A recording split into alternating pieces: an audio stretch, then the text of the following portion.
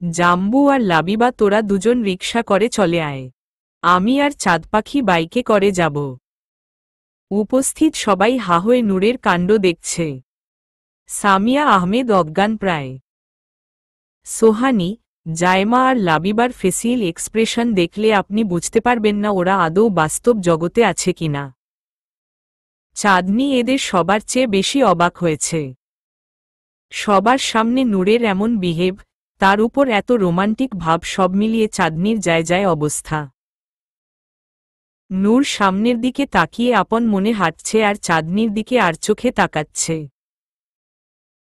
চাঁদনি নূরের কাঁধে দুই হাত ঝুলিয়ে নূরের চোখের দিকে তাকিয়ে আছে। প্রেমিক প্রেমিকাদের নাকি একটা মহৎ গুণ থাকে, ওরা নাকি চোখ দেখলেই মনের কথা বুঝতে পারে। চাঁদনি ঠিক এই প্রচেষ্টাটা ট্রাই করছে। চাঁদনি একটু একটু বুঝতেও পারছে।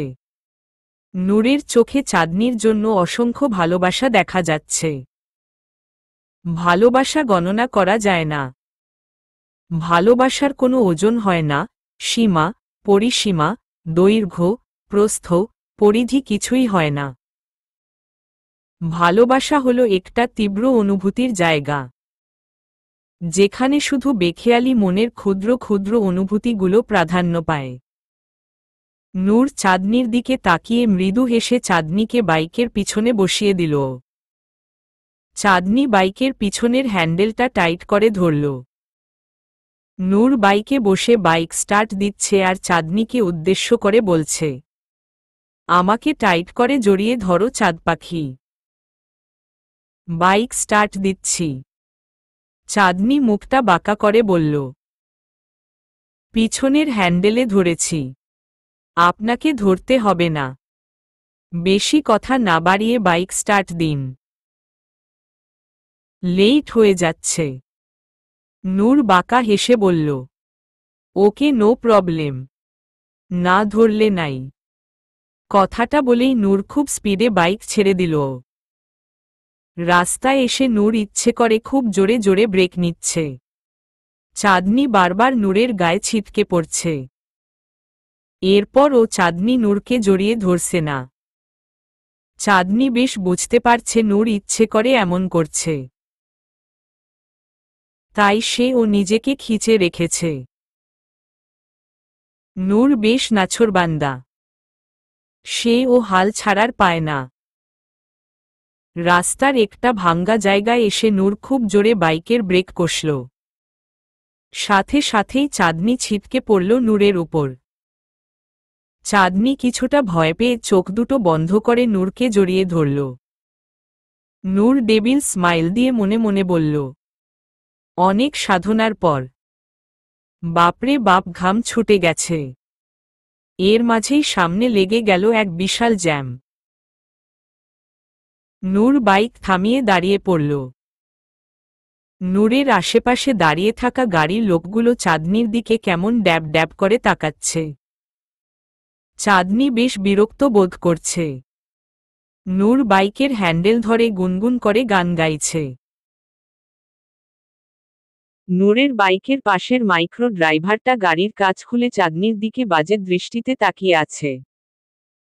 নূরের হঠাৎ চোখ গেল বাইকের লুকিং গ্লাসে। চাঁদনির বিষণ্ণ মুখটা দেখে নূর পিছু ঘুরে চাঁদনির দিকে তাকাল। চাঁদনি মুখটা কালো করে নিচের দিকে তাকিয়ে আছে। নূর বেশ বুঝতে পেরেছে কিছু একটা হয়েছে। নূর চাঁদনির থেকে চোখ ফিরিয়ে ওর পাশের মাইক্রোটার দিকে নজর দিল। লোকটা এখনো চাঁদনির দিকে বাজে দৃষ্টিতে তাকিয়ে আছে। মুহূর্তেই নূরের চোখ মুখ রাগে লাল হয়ে উঠল। নূরের রাগী দৃষ্টি দেখে লোকটা ভয় জানালার কাঁচ লাগিয়ে দিল। নূর চোয়াল শক্ত করে বাইক থেকে নেমে বদ্ধ জানালার কাঁচটায় টোকা দিল।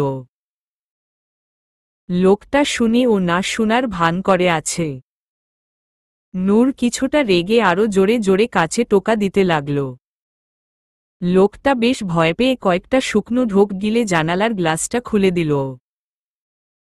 সাথে সাথেই নূর জানালার ভিতরে হাত ঢুকিয়ে ঠাস করে লোকটার গালে পর পর দুটো চড় বসিয়ে বলল, আমার বউয়ের দিকে নজর দেওয়া, তাই না? লুচ্চা, লাফাঙ্গার।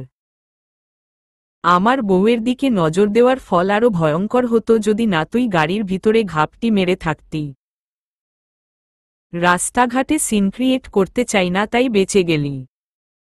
কথাগুলো বলেই নূর লোকটাকে গাড়ির স্টিয়ারিং এর সাথে ধাক্কা দিয়ে কপাল ফাটিয়ে দিল।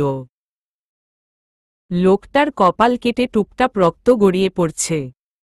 লোকটা বেকুব হয়ে নূরের দিকে তাকিয়ে বলল, ভাই এটা কি হলো?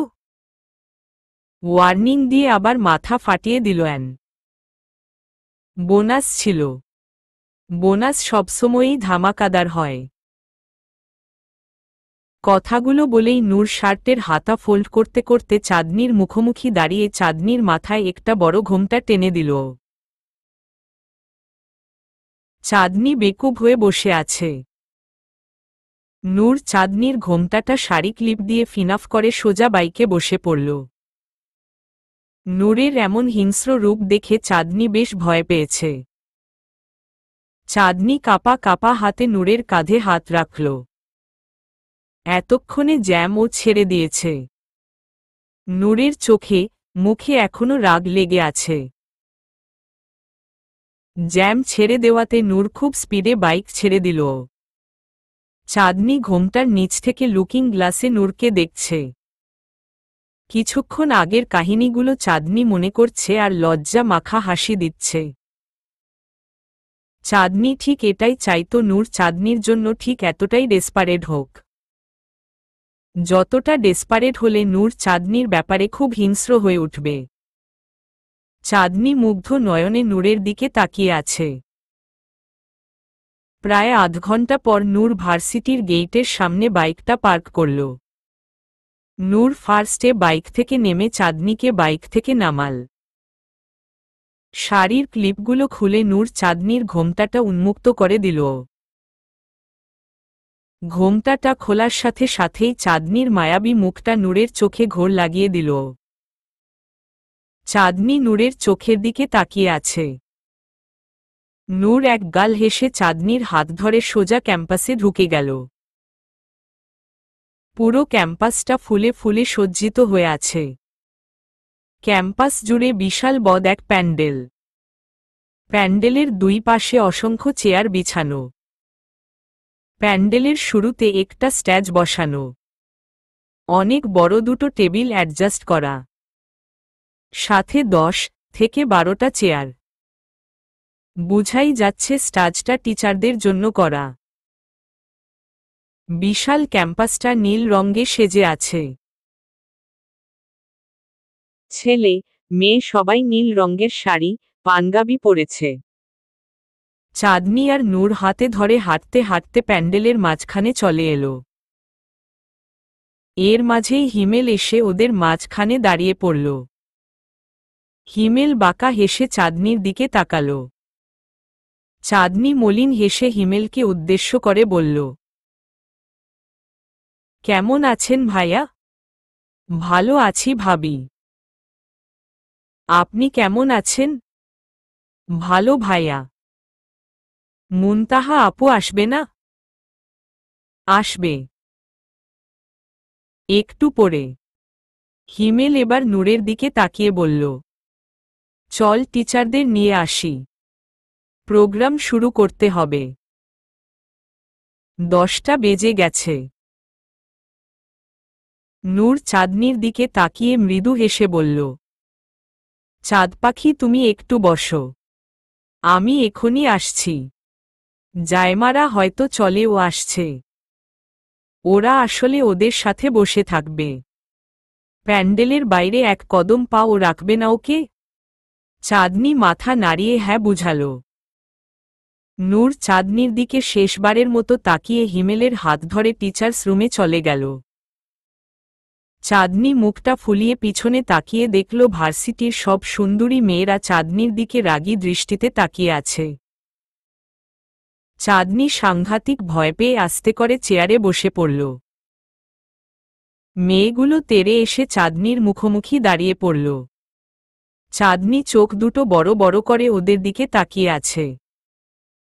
10 থেকে 12 জনের একটা লেডি গ্যাং থেকে 1-10 জন সুন্দরী মেয়ে চাঁদনিকে শাসিয়ে বলল,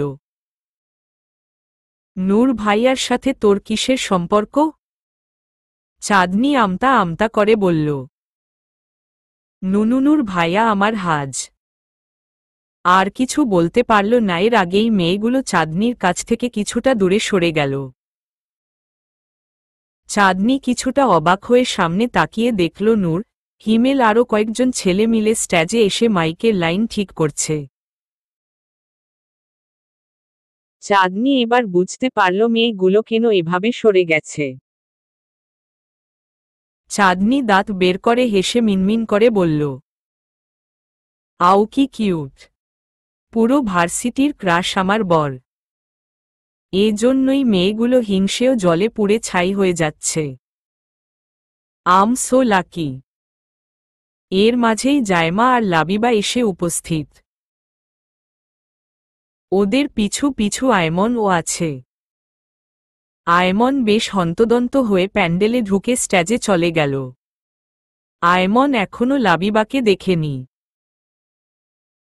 লাবিবা ও আয়মনকে দেখেনি। নূর, আয়মন, হিমেল আরও কয়েকজন ছেলে মিলে স্টেজে কাজ করছে। চাঁদনি, জায়মা আর লাবিবা প্যান্ডেলে বসে নিজেদের মধ্যে কথা বলছে। প্রায় 10 মিনিট পর স্টেজের কাজ শেষ করে নূর, আয়মন আর হিমেল টিচারদের রুমে গিয়ে এক এক করে সব টিচারদের নিয়ে এলো। টিচাররা মৃদু হেসে নিজেদের চেয়ারে বসে পড়ল। আস্তে আস্তে ভার্সিটির সব স্টুডেন্টরা প্যান্ডেলে বিছানো সবগুলো চেয়ার বুকিং করে ফেলল। এবার শুধু প্রোগ্রাম স্টার্টের পালা। নূর মাইক হাতে নিয়ে প্রোগ্রাম শুরু করে দিল। প্রোগ্রামের নিয়ম অনুযায়ী ফার্স্টে কয়েকজন স্যার বসন্ত উৎসব সম্পর্কে কিছু বলবেন। এরপর শুরু হবে নাচ, গান, হই হুল্লোড়। প্রোগ্রামের সিস্টেম অনুযায়ী কয়েকজন টিচার বসন্ত উৎসব সম্পর্কে নিজেদের মতো স্পিচ দিয়ে যাচ্ছে। প্রায় 20 মিনিট পর টিচাররা ওনাদের বক্তব্য শেষ করে নিজেদের জায়গায় বসে পড়ল। এবার শুরু হবে মূল প্রোগ্রাম। নূর মাইক হাতে নিয়ে নাচের পর্বের ঘোষণা দিল। এক এক করে সব স্টুডেন্টদের ডেকে নূর নাচ পর্ব শুরু করল। টানা 1 ঘন্টা যাবৎ নাচ পর্ব চলল। সবাই বেশ আনন্দ নিয়ে নাচ পর্ব উপভোগ করল। এবার শুরু গান পর্ব।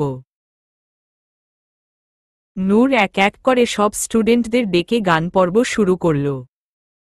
সবার শেষে নূর চাঁদনির নামটা অ্যানাউন্স করল। এর মাঝেই হুট করে আকাশে বৃষ্টির আবির্ভাব হল। পুরো আকাশ জুড়ে ইলশেগুড়ির আনাগোনা শুরু হল। নূর বেশ বিচলিত হয়ে গেল। সে ভেবেছে চাঁদনি হয়তো খুব কষ্ট পাবে, মন খারাপ করবে। কোচ চাঁদনির টার্নের বেলায় আকাশ জুড়ে বৃষ্টি নেমেছে। সব স্টুডেন্টরা প্যান্ডেল থেকে বের হয়ে ক্লাসে ঢুকে পড়ল। টিচাররা নিজেদের অফিস রুমে চলে গেল। পুরো স্টেজ ফাঁকা। শুধু নূর আর চাঁদনি দাঁড়িয়ে আছে। নূর মুখটা কালো করে চাঁদনির দিকে তাকিয়ে আছে।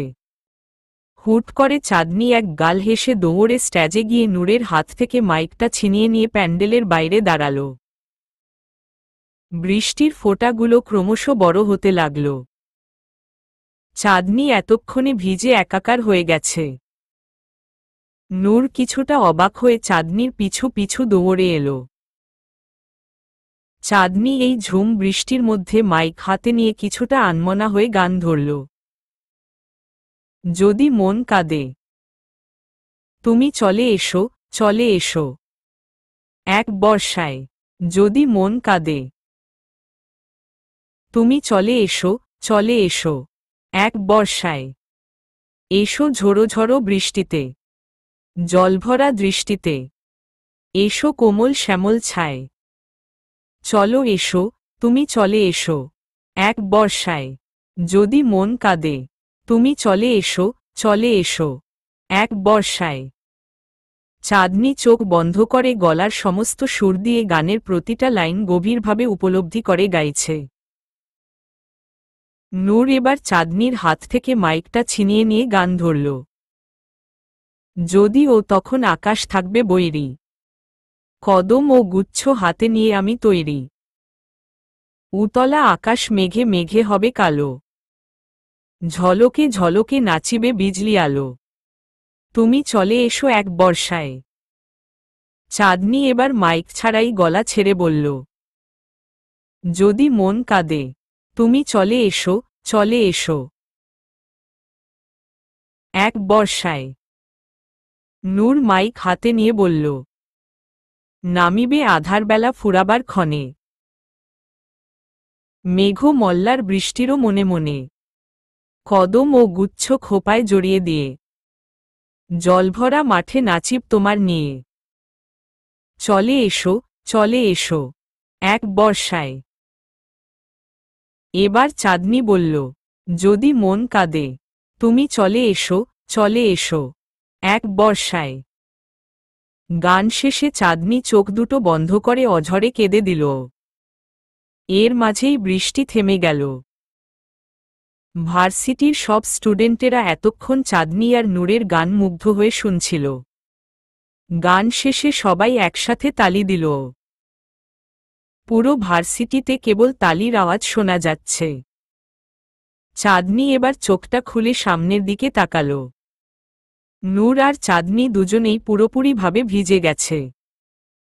দুজনের গা থেকেই টুপটাপ জল গড়িয়ে পড়ছে। হুট করে নূর মলিন হেসে চাঁদনির মুখোমুখি হাঁটু গুজে বসে দুই হাত দিয়ে খুব জোরে শীষ বাজাল। সাথে সাথেই আয়মন আর হিমেল হাতে করে 134টা গোলাপ আর অনেকগুলো আইসক্রিম নিয়ে হাজির হয়ে গেল। চাঁদনি কপাল কুঁচকে নূরের দিকে তাকিয়ে আছে। পুরো ভার্সিটির মেয়েরা বাংলার পাঁচের মতো মুখ করে ওদের দিকে তাকিয়ে আছে। নূর মলিন হেসে হিমেলের হাত থেকে একটা গোলাপ চাঁদনির দিকে এগিয়ে বলল, আমি মুখে কিছু বলবো না, তুমি জাস্ট সবগুলো ফুল ইংলিশে কাউন্ট করে 3 ডিজিটের নম্বরের মাধ্যমে আমার মনের কথা বুঝে নিবে। কথাগুলো বলেই নূর ফুলটা চাঁদনির হাতে ধরিয়ে দিল। জায়মা আর লাবিবা চাঁদনির পাশে দাঁড়িয়ে আছে। লাবিবাকে নীল শাড়িতে দেখে আয়মন প্রায় অনেকক্ষণ ধরেই ঘোরের মধ্যে আছে। লাবিবা ব্যাপারটা আঁচ করতে পেরে ভাবের পরিমাণটা আরও দ্বিগুণ বাড়িয়ে দিচ্ছে। নূর চাঁদনির দিকে মুগ্ধ নয়নে তাকিয়ে একের পর এক ফুলগুলো চাঁদনির হাতে গুজে দিচ্ছে। চাঁদনি খুব মনোযোগ দিয়ে ফুলগুলো গুনছে। ফুলগুলো গুনে গুনে চাঁদনি লাবিবা আর জায়মার হাতে ধরিয়ে দিচ্ছে। 50টা ফুল গুনেই চাঁদনি কেমন হাঁফিয়ে উঠেছে। নূর মুচকি হেসে আয়মনের হাত থেকে একটা আইসক্রিম এনে চাঁদনির হাতে ধরিয়ে দিল। চাঁদনি দাঁত বের করে হেসে আইসক্রিমে বাইট বসাতে লাগল। চাঁদনি যেন হাঁফিয়ে না উঠে, এর জন্যই নূর আইসক্রিমের ব্যবস্থা করেছে। নূর আবার চাঁদনির হাতে ফুল গুজতে লাগল। এভাবে প্রায় 134টা ফুল নূর চাঁদনির হাতে গুজে দিয়ে বলল, ইংলিশে কাউন্ট করে গেস করে বলো আমি কি বুঝাতে চাইছি। চাঁদনি কিছুটা ভেবে বলল, 134 দিয়ে তো কিছুই বুঝায় না। 143 হলে না হয় বুঝতাম, তুমি আমাকে কি বুঝাতে চাইছ। নূর সাথে সাথেই মাথায় হাত দিয়ে জিভ কেটে বিড়বিড় করে বলল, ঈশ্বস, এত বড় ভুলটা কি করে হলো। 134 দিয়ে তো আই লাভ ইউ বুঝায় না। আই লাভ ইউ তো বুঝায় 143 দিয়ে। 143-এর জায়গায় 134। ওহ গড, এবার কিভাবে বুঝো দিব চাঁদ পাখিকে। শালার আয়মন আর হিমেল ও তো এই ব্যাপারে কিছু বলল না। নিশ্চয়ই আমার ল্যাক ফুল করার জন্য এই ফন্দিটা করেছে। আমি ও একটা বোকা ভালো করে না ভেবে চিন্তেই 134টা ফুল নিয়ে চলে এলাম। মাথা ফাটিয়ে ফেলতে ইচ্ছে করছে। আয়মনের বাচ্চা এই ফালতু প্ল্যানিংটা আমাকে দিয়েছে। এর চেয়ে ভালো ছিল আমি একটা ফুল দিয়েই চাঁদ পাখিকে প্রপোজ করে দিতাম। ধ্যাতো ভাল্লাগে না। চাঁদ পাখি নিশ্চয়ই এখন আমার ল্যাক ফুল করবে, তাও আবার পুরো ভার্সিটির সামনে। আমার প্রেস্টিজ সব মাটিতে গড়াগড়ি খাবে।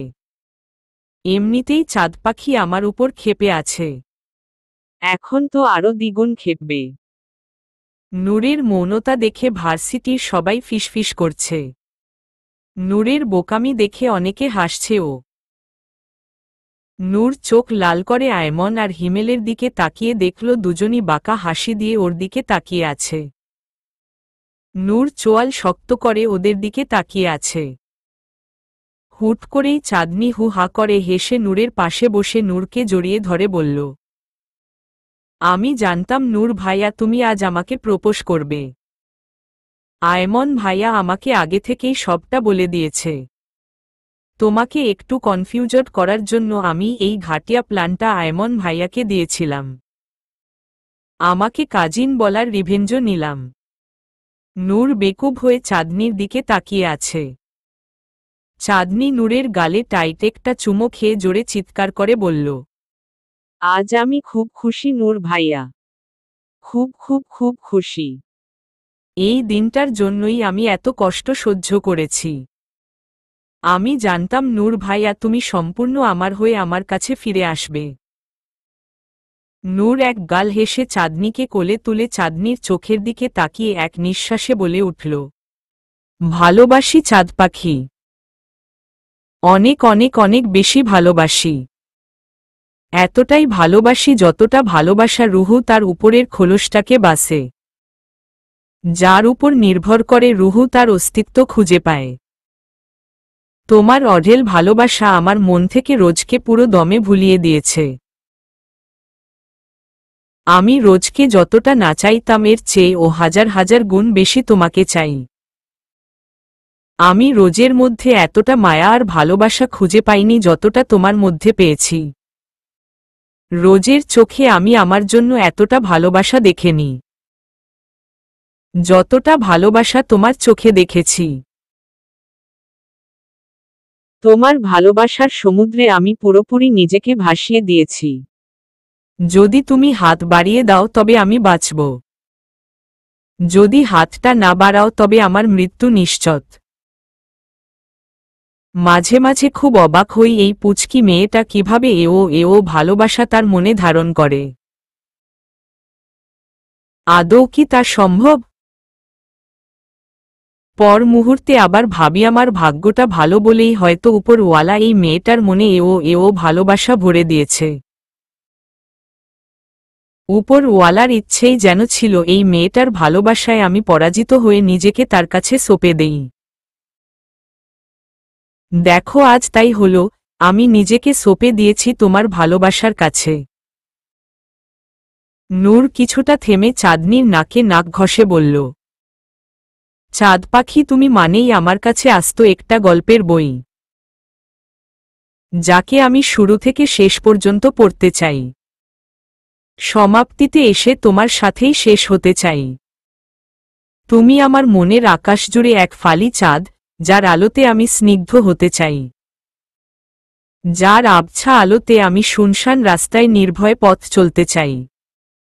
তোমার মাঝেই আমি আমার প্রতিচ্ছবি দেখতে চাই।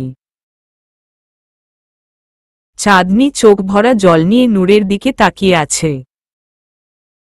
নূর চাঁদনির দুই চোখে চুমো খেয়ে বলল, আমাকে জাস্ট একটা মাস সময় দাও চাঁদ পাখি। মাস্টার্স ফাইনালের পর আমি এই ভার্সিটিতেই ইংলিশ টিচার হিসেবে জয়েন করব। প্রিন্সিপাল স্যার আমাকে অলরেডি বুক করে রেখেছে। চাকরিতে জয়েন করার পরই আমি তোমাকে দ্বিতীয়বার বিয়ে করে আমার ঘরে তুলব। চাঁদনি লাজুক হাসি দিয়ে নূরকে আষ্টেপিষ্টে জড়িয়ে ধরল। কেন জানি চাঁদনির আজ কিছু বলতে মন চাইছে না, শুধু শুনতে মন চাইছে। ভালোবাসার এমন মিষ্টি স্বীকারোক্তি শুনতে কারই বা মন না চায়? এসবের মাঝখানেই হুট করে মিহা কাঁদতে কাঁদতে দৌড়ে সোজা নূর আর চাঁদনির মুখোমুখি দাঁড়াল। মিহা হেঁচকি তুলে কাঁদছে আর একনাগাড়ে হাঁফাচ্ছে। মিহার অবস্থা দেখে নূর তাড়াতাড়ি চাঁদনিকে কোল থেকে নামিয়ে কিছুটা উদ্বিগ্ন হয়ে কাঁপা কাঁপা কণ্ঠে বলল, কি হয়েছে আপনার? আপনি কাঁদছেন কেন? চাঁদনি নূরের থেকে ও বেশি পেরেশান হয়ে মিহাকে ঝাঁকিয়ে বলল, এই আপু কি হয়েছে তোমার? প্লিজ তাড়াতাড়ি বলো, আমাদের খুব টেনশন হচ্ছে। মিহা কাট কাট গলায় নূর আর চাঁদনির দিকে তাকিয়ে বলল, মামা মাহিন খুব বিপদে পড়েছে। প্লিজ তোমরা আমার মাহিনকে বাঁচাও। মুহূর্তেই নূরের চোখ জোড়া অশান্ত হয়ে উঠল। বুকের ভিতর একটা অন্যরকম ব্যথা অনুভব হল। নূর কাপা কাপা কণ্ঠে মিহার দিকে তাকিয়ে বলল, কি বিপদ? প্লিজ তাড়াতাড়ি বলুন। মিহা এক নিঃশ্বাসে বলে উঠল, নাদিম নামের একটা ছেলে কতগুলো ছেলে ফেলে নিয়ে মাহিনকে আমাদের ফ্ল্যাটের সামনে থেকে তুলে নিয়ে গেছে। মাহিন অনেক ফাইট করে ও ছেলেগুলো থেকে নিজেকে ছাড়াতে পারেনি।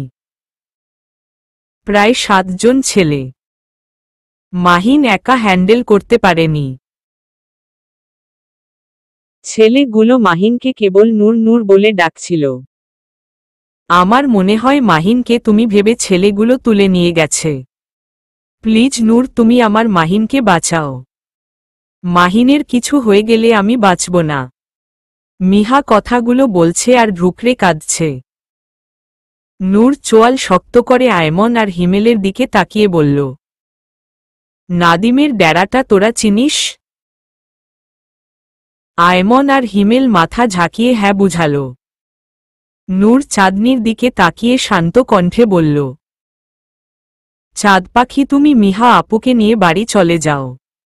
আর হ্যাঁ, সাবধানে যেও। কথাগুলো বলেই নূর সামনে কদম বাড়াল। হুট করে মিহা এসে নূরের হাত ধরে অঝরে কেঁদে বলল, প্লিজ নূর, আমার মাহিনকে সুস্থভাবে ফিরিয়ে এনো। ওর গায়ে যেন একটুও আঁচ না লাগে। আমি মরে যাব মাহিনের কিছু হলে। নূর কিছুটা বিচলিত হয়ে মিহার হাতে হাত রেখে সান্ত্বনার স্বরে বলল, আপনি একদম চিন্তা করবেন না আপু। মাহিনের কিছু হবে না। আমি থাকতে ওই নাদিমের বাচ্চা মাহিনের কিছু করতে পারবে না। আপনি নিশ্চিন্তে থাকুন। আমি কিছুক্ষণ পরেই মাহিনকে নিয়ে ফিরে আসব। কথাগুলো বলেই নূর সামনে হাঁটা ধরল। নূরের পিছু পিছু আয়মন আর হিমেলও আছে। চাঁদনি দৌড়ে গিয়ে মিহাকে জড়িয়ে ধরল। মিহা চাঁদনিকে আঁকড়ে ধরে ফুফিয়ে ফুফিয়ে কাঁদছে। মিহার কান্না দেখে চাঁদনিও কাঁদছে। চাঁদনি নিজেকে কিছুটা কন্ট্রোল করে মিহার মাথায় হাত বুলিয়ে বলল, কেঁদো না আপু। মাহিন ভাইয়ার কিছু হবে না। নূর ঠিক মাহিন ভাইয়াকে সুস্থ অবস্থায় ফিরিয়ে আনবে। তুমি আমার নূরকে বিশ্বাস করতে পারো। আমার নূর ওর কথা রাখবে। প্লিজ তুমি কান্না থামিয়ে আমার সাথে চলো। তোমাকে এভাবে ভেঙ্গে পড়লে চলবে না। তোমাকে যথেষ্ট স্ট্রং হতে হবে। মিহা কান্নার জন্য কথা বলতে পারছে না। এরপর ও খুব কষ্ট করে ফুফিয়ে ফুফিয়ে বলছে, আমি কিভাবে নিজেকে শান্ত করব চাঁদ? আমার সামনে থেকে ওরা আমার মাহিনকে টেনে হেছড়ে নিয়ে গেছে। আমি কিছুতেই আমার মাহিনকে সেভ করতে পারিনি। নিজেকে বড্ড অসহায় লাগছে। ছোট মনে হচ্ছে। কিছুতেই নিজেকে স্ট্রং করতে পারছি না। বুকে সাংঘাতিক ব্যথা হচ্ছে। মাহিনকে সুস্থ অবস্থায় না দেখা পর্যন্ত আমার শান্তি হবে না। বুকের ব্যথাটাও কমবে না। চাঁদনি আর কথা বাড়াতে চাইছে না। মিহার অবস্থাটা চাঁদনি বুঝতে পারছে। আল্লাহ না করুক, নূরের যদি এমন কিছু হতো তাহলে হয়তো চাঁদনি এর চেয়ে বেশি করত। আরও জোরে জোরে কেঁদে পুরো এলাকা এক করে ফেলত। দরকার হলে হাত পা ছুড়াছুড়ি করে কাঁদত। চাঁদনি মিহাকে বুক থেকে উঠিয়ে মিহার হাত ধরে ধীর পায়ে সামনে এগুতো লাগল। চাঁদনি মিহাকে নিয়ে ওর বাড়ির উদ্দেশ্যে পা বাড়াচ্ছে। চাঁদনি ও বেশ টেনশনে আছে। কারণ নূর আবার দ্বিতীয়বার নাদিমের মুখোমুখি হবে। প্রথমবার না হয় নাদিম হার মেনেছে, এবার কি মানবে? এবার হয়তো সে আরো স্ট্রং হয়ে উঠেছে, অনেক ছেলে ফেলে ও জোগাড় করেছে। এও ছেলে ফেলের সাথে কি নূর একা পারবে? চাঁদনি এসব ভাবছে আর চাপা একটা ভয় বারবার শিউরে উঠছে। চাঁদনি মনে মনে দোয়াই ইউনুস পড়ছে, নূরকে বিপদ আপদ থেকে রক্ষা করার জন্য আল্লাহর কাছে আশ্রয় প্রার্থনা করছে। ওদের পিছু পিছু জায়মা আর লাবিবাও আছে, ওরাও খুব ভয় আছে নূরকে নিয়ে। প্রায় 15 মিনিট পর নূর, আয়মন আর হিমেল বাইক নিয়ে পৌঁছে গেল নাদিমের ডেরায়।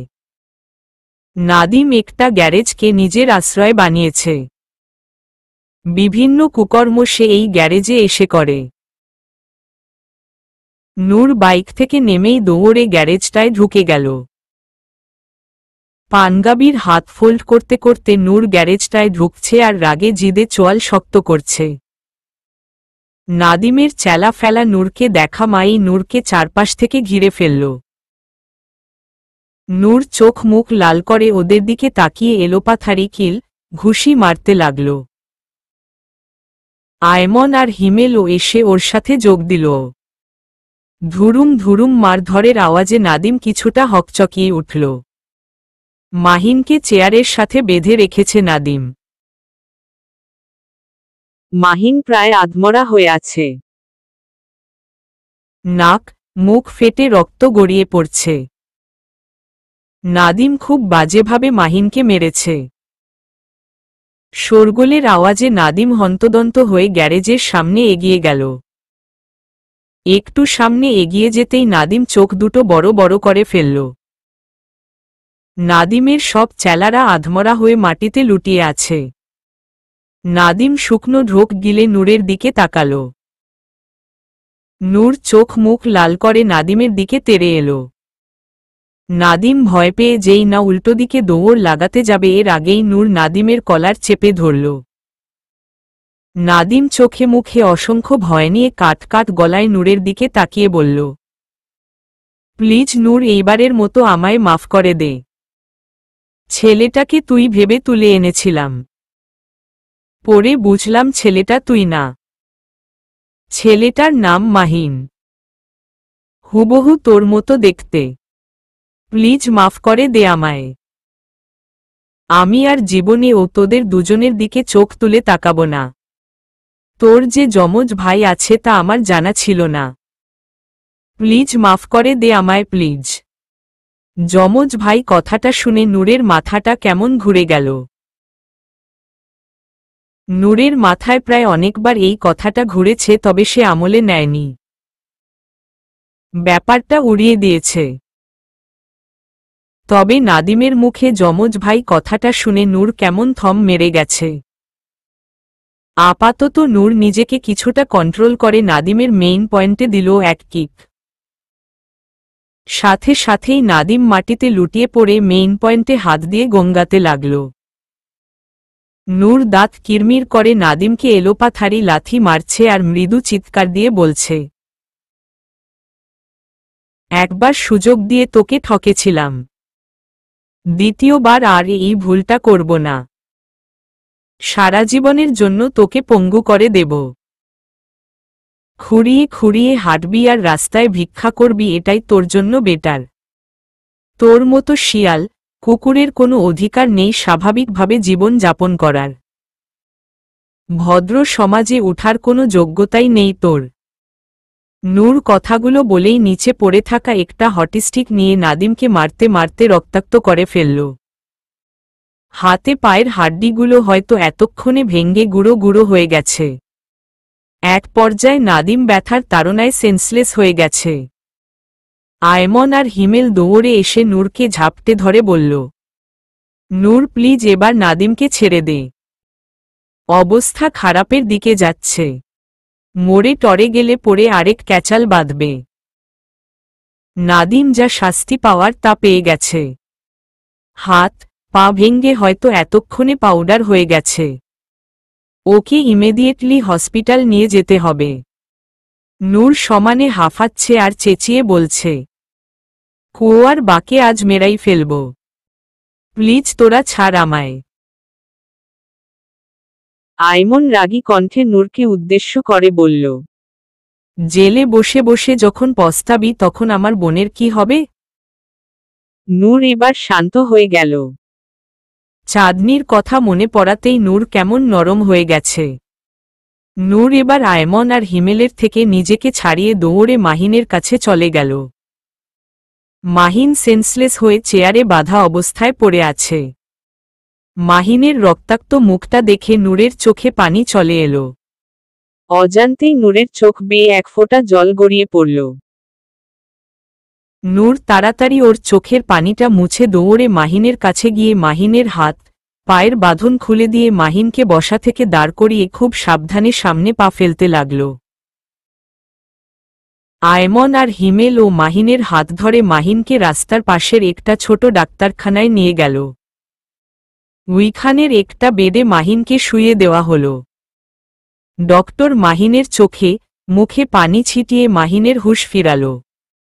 মাহিন চোখ খুলেই নূরকে সামনে দেখতে পেল।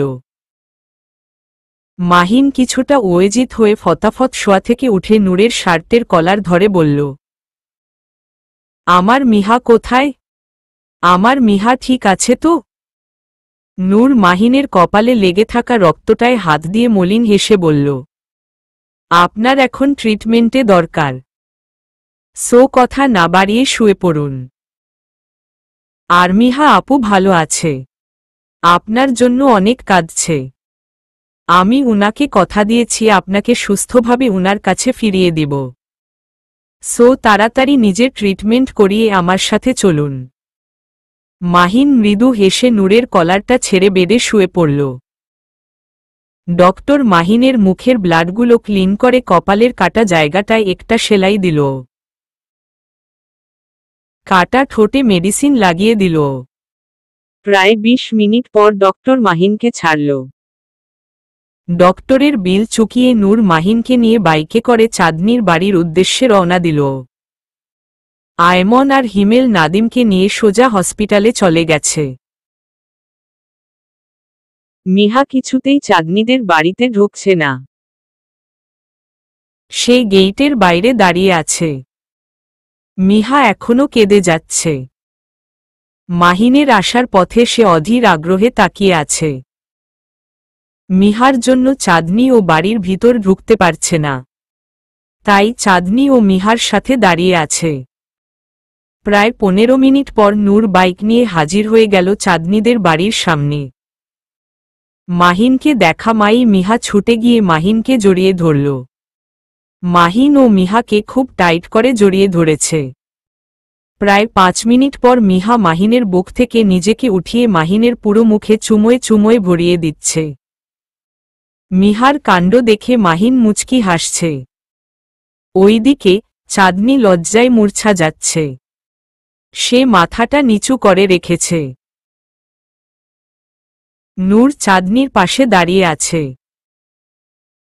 চাঁদনির লজ্জা পাওয়া দেখে নূর চাঁদনিকে হাতের কনুই দিয়ে একটা পিঞ্চ মেরে মিনমিন করে বলল,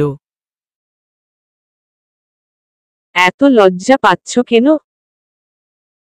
আজ সকালে কিন্তু আমি ও তোমার ঠোঁটে চুমো খেয়েছিলাম। তুমি চাইলে এখনো আবার ট্রাই করতে পারি।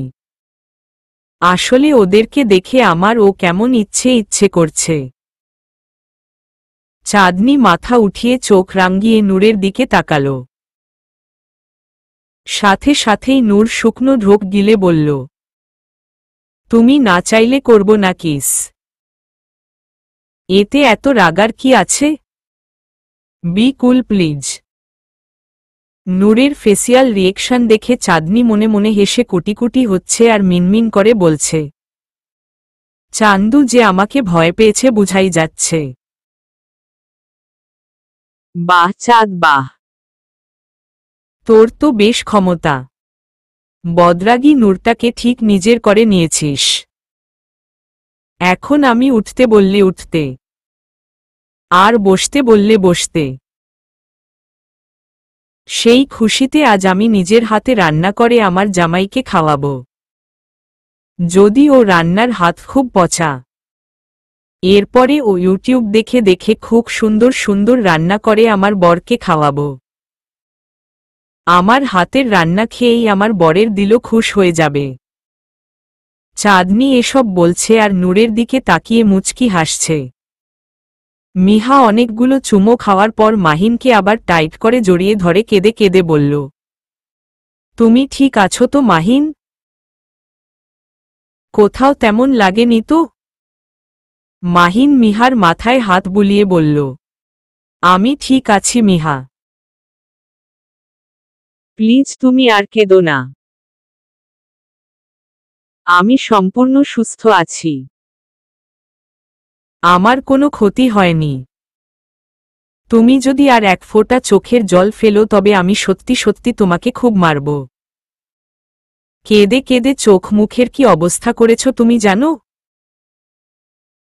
মিহা চোখের জলগুলো মুছছে আর বলছে, এত জ্ঞান দিতে এসো না তো। তুমি যদি আমার জায়গায় থাকতে তাহলে বুঝতে। জানো কি পরিমাণ ভয় পেয়েছিলাম আমি?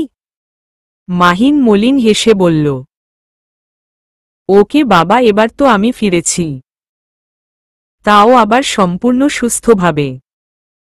ভয় পাওয়ার আর কোনো কারণ নেই। সো এবার কান্না বন্ধ করো। একটা শর্তেই আমি কান্না বন্ধ করব। বলো তুমি রাখবে আমার শর্ত?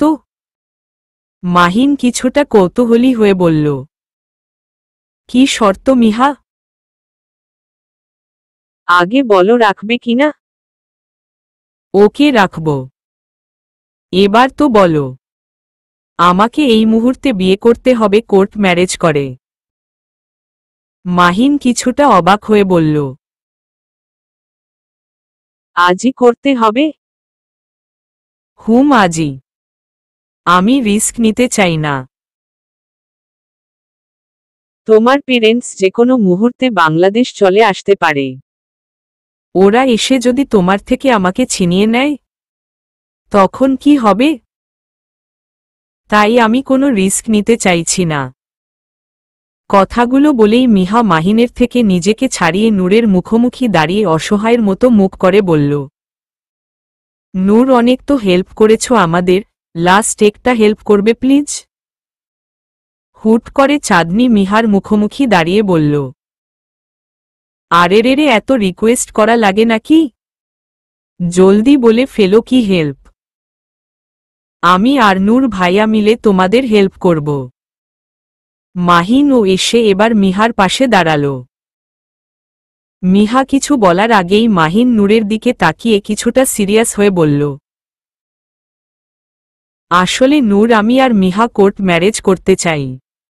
মিহা বেশ ভয় আছে আমাকে নিয়ে। মিহার ভয় পাওয়াটা স্বাভাবিক। অবশ্য আমি ও যে কম ভয় পাচ্ছি না তা না। আমি ও অনেক ভয় আছি। কোজ আমার ফ্যামিলি যে কোনো সময় বিড়িতে চলে আসতে পারে। তখন ওরা চাইবে আমার থেকে মিহাকে আলাদা করে আমাকে নিয়ে আমেরিকা চলে যেতে। আমি মিহাকে ছাড়া যেমন থাকতে পারবো না, তদ্রূপ মিহা ও আমাকে ছাড়া থাকতে পারবে না। ইউ নো না, ইটস ইমোশনাল অ্যাটাচমেন্ট।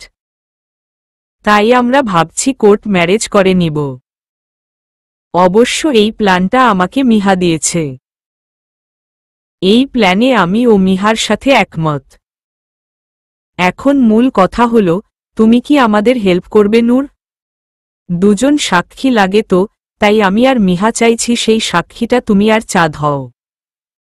অবশ্য যদি তোমাদের কোনো আপই না থাকত। নূর কিছুটা ভেবে চাঁদনির হাতে হাত রেখে মৃদু হেসে মাহিনের দিকে তাকিয়ে বলল, আমি আর চাঁদ পাখি প্রস্তুত তোমাদের বিয়ের সাক্ষী হতে। শুভ কাজে বেশি দেরি করতে নেই।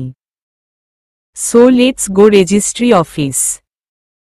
চাঁদনি খিলখিল হেসে মিহার হাত ধরে বলল, আপু, আজ আমি ওগুলা খুশি। তোমার আর মাহিন ভাইয়ার বিয়ে। উপোস, কি মজা।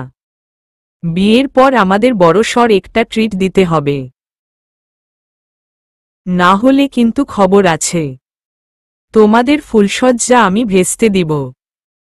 মাহিন কিছুটা লজ্জা পেয়ে মাথা নিচু করে ফেলল। মিহা চাঁদনির গাল টেনে বলল, পাকা মেয়ে। আমি ও কিন্তু কম যাই না। আমি ও তোমাদের ফুলসজ্জা ভেস্তে দিব। চাঁদনি কিছুটা লজ্জিত ভঙ্গিতে বলল, আমাদের তো ফুলসজ্জা হয়ে গেছে। চাঁদনির কথা শুনে নূর মুখটা হা করে রেখেছে।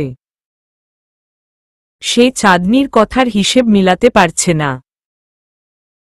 ফুলসজ্জার খাটই তো এখনো সাজানো হয়নি, আর অন্য কিছু তো দূরের ব্যাপার। মাহিন আর মিহাও অবাক হয়ে আছে।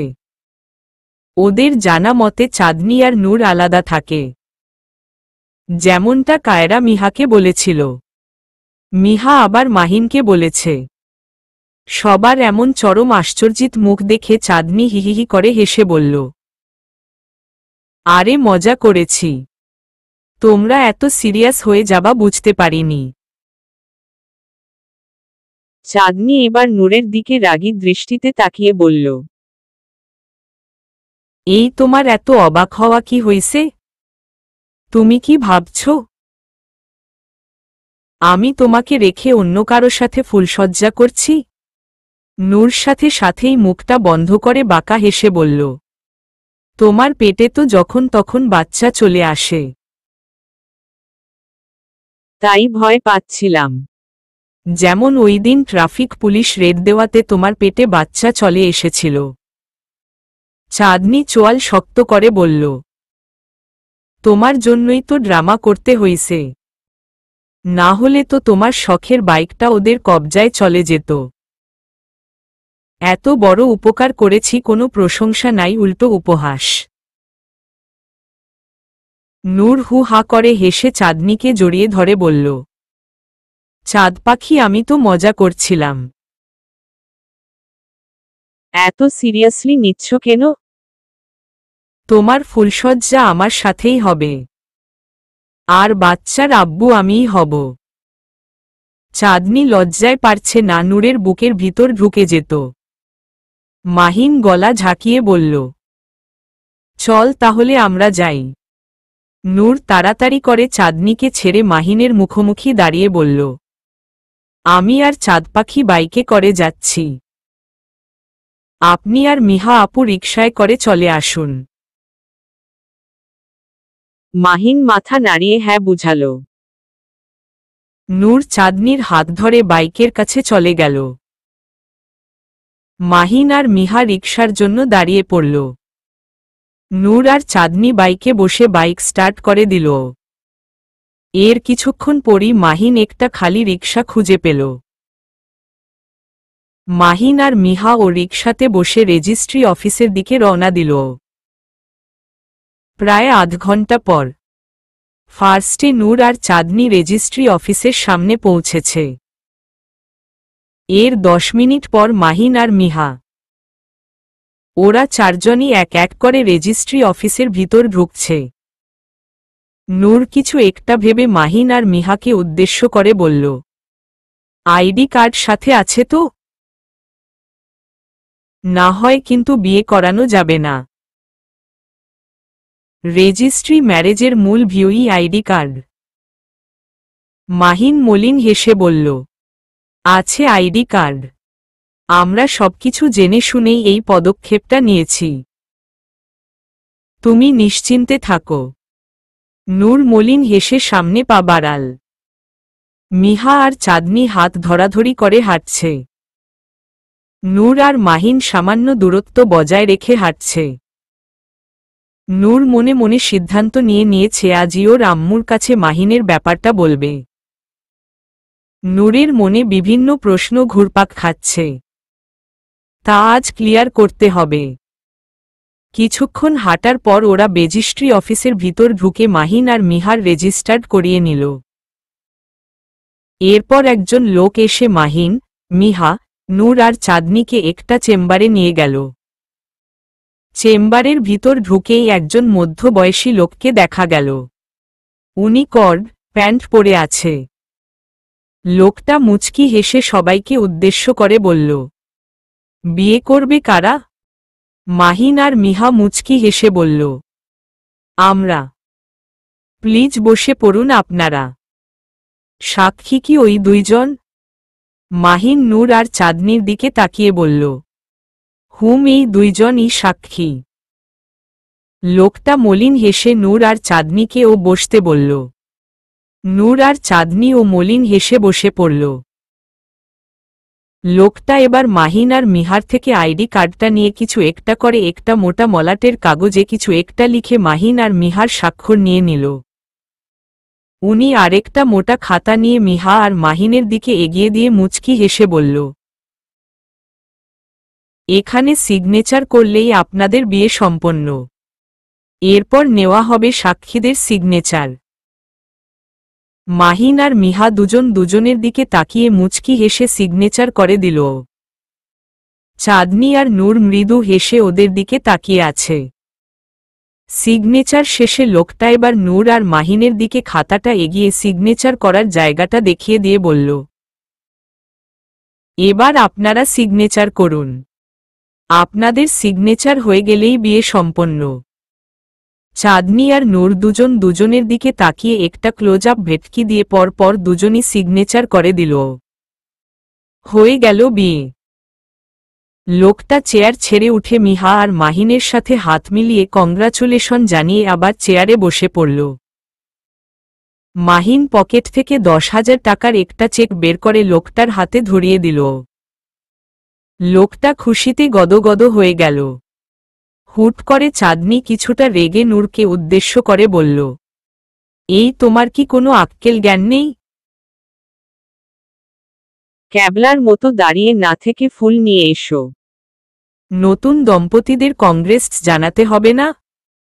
নূর জিভ কেটে বলল, ধ্যাতো, আমার মাথা থেকেই বের হয়ে গিয়েছিল।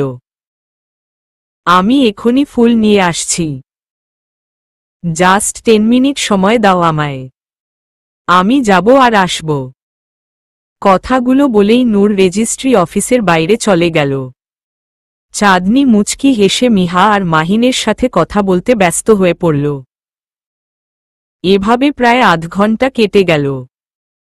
নূরের ফেরার সাথে কোনো খবর নেই। চাঁদনি এবার বেশ টেনশনে পড়ে গেছে। সাথে মিহা আর মাহিনও। শেষ পর্যন্ত মাহিন চাঁদনি আর মিহাকে উদ্দেশ্য করে বলল, তোমরা এখানেই বসো। আমি দেখে আসছি নূর কোথায় আছে। অনেকটা সময় তো পার হয়ে গেল। এতটা সময় তো লাগার কথা না, যেহেতু রেজিস্ট্রি অফিসের পাশেই ফুল দোকান। কথাগুলো বলেই মাহিন বের হয়ে গেল। চাঁদনির মনটা বেশ উতলা হয়ে আছে। চোখ দিয়ে টপটপ করে পানি পড়ছে। কোনো এক অজানা ভয় চাঁদনির বুকটা কেঁপে কেঁপে উঠছে। চাঁদনি আর দাঁড়িয়ে থাকতে পারল না। কাঁদতে কাঁদতে রেজিস্ট্রি অফিস থেকে বের হয়ে গেল। চাঁদনির পিছু পিছু মিহাও দৌড়াচ্ছে। একটু সামনে যেতেই চাঁদনি আর মাহিন মুখোমুখি হয়ে গেল। চাঁদনি কাঁপা কাঁপা কণ্ঠে মাহিনকে উদ্দেশ্য করে বলল, পেয়েছেন আমার নূরকে? মাহিন মুখটা কালো করে বলল, না। চাঁদনির কান্নার আওয়াজ আরো দ্বিগুণ বেড়ে গেল। চাঁদনি কাঁদছে আর ফুল দোকানগুলোতে চোখ বুলিয়ে নূরকে খুঁজছে। চাঁদনির পিছু পিছু মাহিন আর মিহাও আছে। লাস্ট ফুল দোকানটাতে যাওয়ার সাথে সাথে একটা ছেলে মাহিনের দিকে তাকিয়ে কিছুটা অবাক হয়ে বলল, ভাই এত তাড়াতাড়ি ছিনতাইকারীকে ধরে ফেললেন? একটু আগেই না আপনাকে দেখলাম মেয়েটাকে হেল্প করতে যেতে। মাহিন কপাল কুঁচকে ছেলেটাকে উদ্দেশ্য করে বলল, সিউর আপনি আমাকেই দেখেছেন? হ ভাই, 100% সিউর। চাঁদনি, মাহিন, মিহা সবাই বেশ বুঝতে পেরেছে ছেলেটা নূরের কথা বলছে।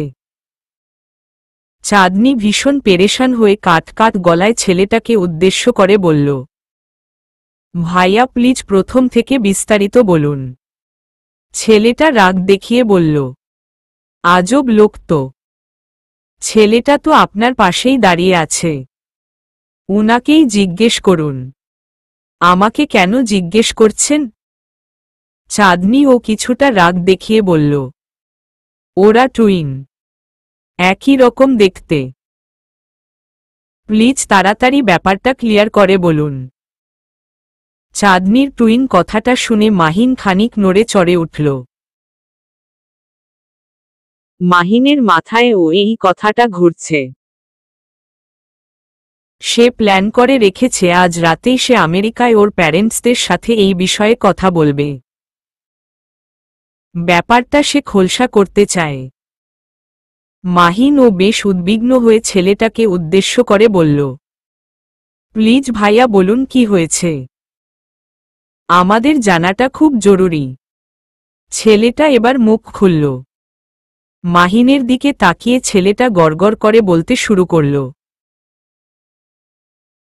প্রায় আধ ঘন্টা আগে ছেলেটা আমার দোকানে এসেছিল। একতোড়া ফুটন্ত গোলাপের অর্ডারও দিয়েছিল। হুট করে কোথা থেকে একটা মেয়ে এসে ছেলেটার হাত ধরে কাঁদতে কাঁদতে বলল, প্লিজ নূর আমাকে একটা হেল্প কর। রাস্তা দিয়ে হাঁটছিলাম, হুট করে কয়েকটা ছিনতাইকারী এসে আমার ব্যাগটা ছিনিয়ে নিয়ে গেছে। ক্যাশ 50,000 টাকা আছে ব্যাগটাতে।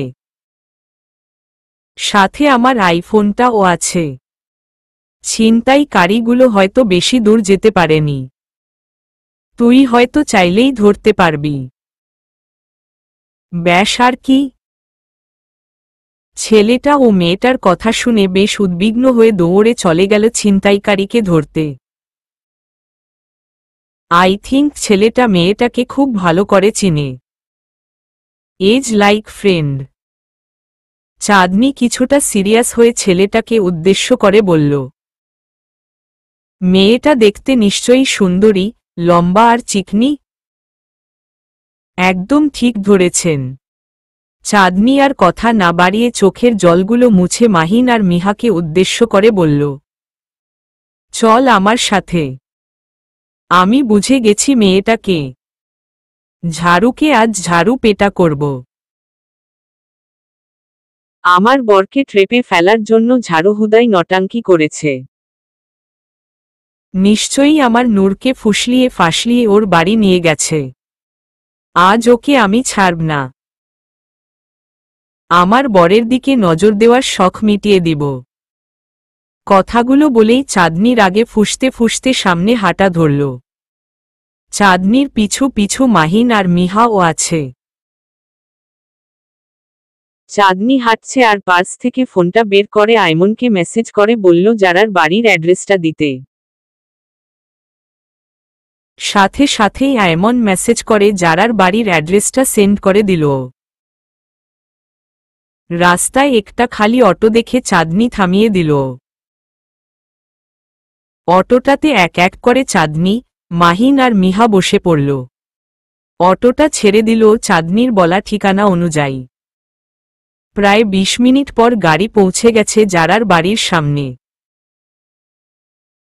অটো থেকে নেমেই চাঁদনি শো করে যারার বাড়ির ভিতরে ঢুকে একেবারে সদর দরজার কাছে চলে গেল। দরজাটা ভেতর থেকে লক করা। চাঁদনি ইচ্ছেমতো কলিং বেল টিপে যাচ্ছে,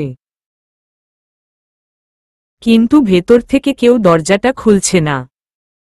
চাঁদনি বেশ বুঝতে পেরেছে ভিতরে নিশ্চয়ই কোনো আকাম হচ্ছে। চাঁদনি চোখ মুখ লাল করে মাহিনকে উদ্দেশ্য করে বলল, ভাইয়া দরজাটা ভেঙে ফেলুন। চাঁদনির কথা মতো মাহিন ও বেশ সিরিয়াস হয়ে দরজা ধাক্কাতে লাগল। অনেক যুদ্ধ বিগ্রহের পর মাহিন সফল হয়েছে দরজাটা ভাঙতে। চাঁদনি আর দেরি না করে সোজা ভিতরে ঢুকে গেল। ভিতরে ঢুকেই চাঁদনি তোবদা লেগে গেল। নূরকে একটা চেয়ারে হাত পা বেঁধে মুখটাতে ও কালো কাপড় বেঁধে রেখেছে, যার কারণে নূর চিল্লাতে পারছে না। যারা ভয়ে শুকনো ঢোক গিলছে। যারার মম ইরা খান মাথাটা নিচু করে রেখেছে। নূর চাঁদনিকে দেখা মায় খুব ছোটাছুটি করছে নিজেকে ছাড়ানোর। এর মাঝেই মাহিন দৌড়ে গিয়ে নূরের হাত পায়ের বাঁধন খুলে মুখের কালো কাপড়টাও খুলে দিল। ছাড়া পাওয়া মাই নূর জারার মুখোমুখি দাঁড়িয়ে চোয়াল শক্ত করে ঠাস করে চর বসিয়ে দিল জারার গালে। সাথে সাথেই জারার গালে 5 আঙ্গুল বসে গেছে। চাঁদনি রাগে ক্ষুব্ধ হয়ে জারার সামনাসামনি দাঁড়িয়ে জারার চুলের মুঠি ধরে থাপ্পড়ের পর থাপ্পড় বসিয়ে দিচ্ছে জারার গালে। রাগে চাঁদনির চোখ থেকে টলমলিয়ে পানি পড়ছে। জারা কাঁদছে আর চাঁদনির কাছে হাত জোর করে বলছে, প্লিজ চাঁদ, আমাকে ছেড়ে দাও। আর কখনো এমন কাজ করব না। নূরকে ভালোবাসতাম বলে এত বড় ভুলটা করে ফেলেছি। ভেবেছিলাম নূরকে ভয় দেখিয়ে রেজিস্ট্রি পেপারে সাইন করিয়ে নিব, এর আগেই তুমি চলে এলে। প্লিজ এবারের জন্য আমাকে মাফ করে দাও প্লিজ। চাঁদনি এরপরে ও থামছে না, সমানে জারাকে থাপ্পড় দিচ্ছে আর জোরে চিল্লিয়ে বলছে, হিমেল ভাইয়ার এনগেজমেন্টের দিনই তোকে আমার সন্দেহ হয়েছিল। তোর নজর খুবই খারাপ। তুই কি ভেবেছিস আমি বুঝতে পারবো না তোর কারসাজি? আমি প্রথমেই ধরে ফেলেছি তুই আমার বরকে ছলনা করে তোর বাড়ি অবধি নিয়ে এসেছিস। তুই তো জানিস আমার বর বিবাহিত। এরপরে ও তুই কেন আমার বরকে বিয়ে করার জন্য উঠে পড়ে লাগলি? এর শাস্তি তো তোকে পেতেই হবে। আমার যতক্ষণ পর্যন্ত রাগ না কমবে তোকে আমি ছাড়ব না। নূর একটু দূরে দাঁড়িয়ে চাঁদনির কাণ্ড দেখছে আর মুচকি হাসছে। নূরও চাঁদনিকে বাধা দিচ্ছে না। যারা কিছুক্ষণ পর পর অসহায় দৃষ্টিতে নূরের দিকে তাকাচ্ছে। নূর চাঁদনির দিকে তাকিয়ে বিড়বিড় করে বলছে, আমার চাঁদ পাখি বেশ রেগে গেছে। কেমন জংলি রূপ ধারণ করেছে। জারার ব্যাপারটা বরং চাঁদ পাখিই দেখে নিক। আমি দাঁড়িয়ে দাঁড়িয়ে ক্লাইম্যাক্স দেখি। হুট করে ইরা খান কাঁদতে কাঁদতে নূরের মুখোমুখি দাঁড়িয়ে হাত জোর করে বলল,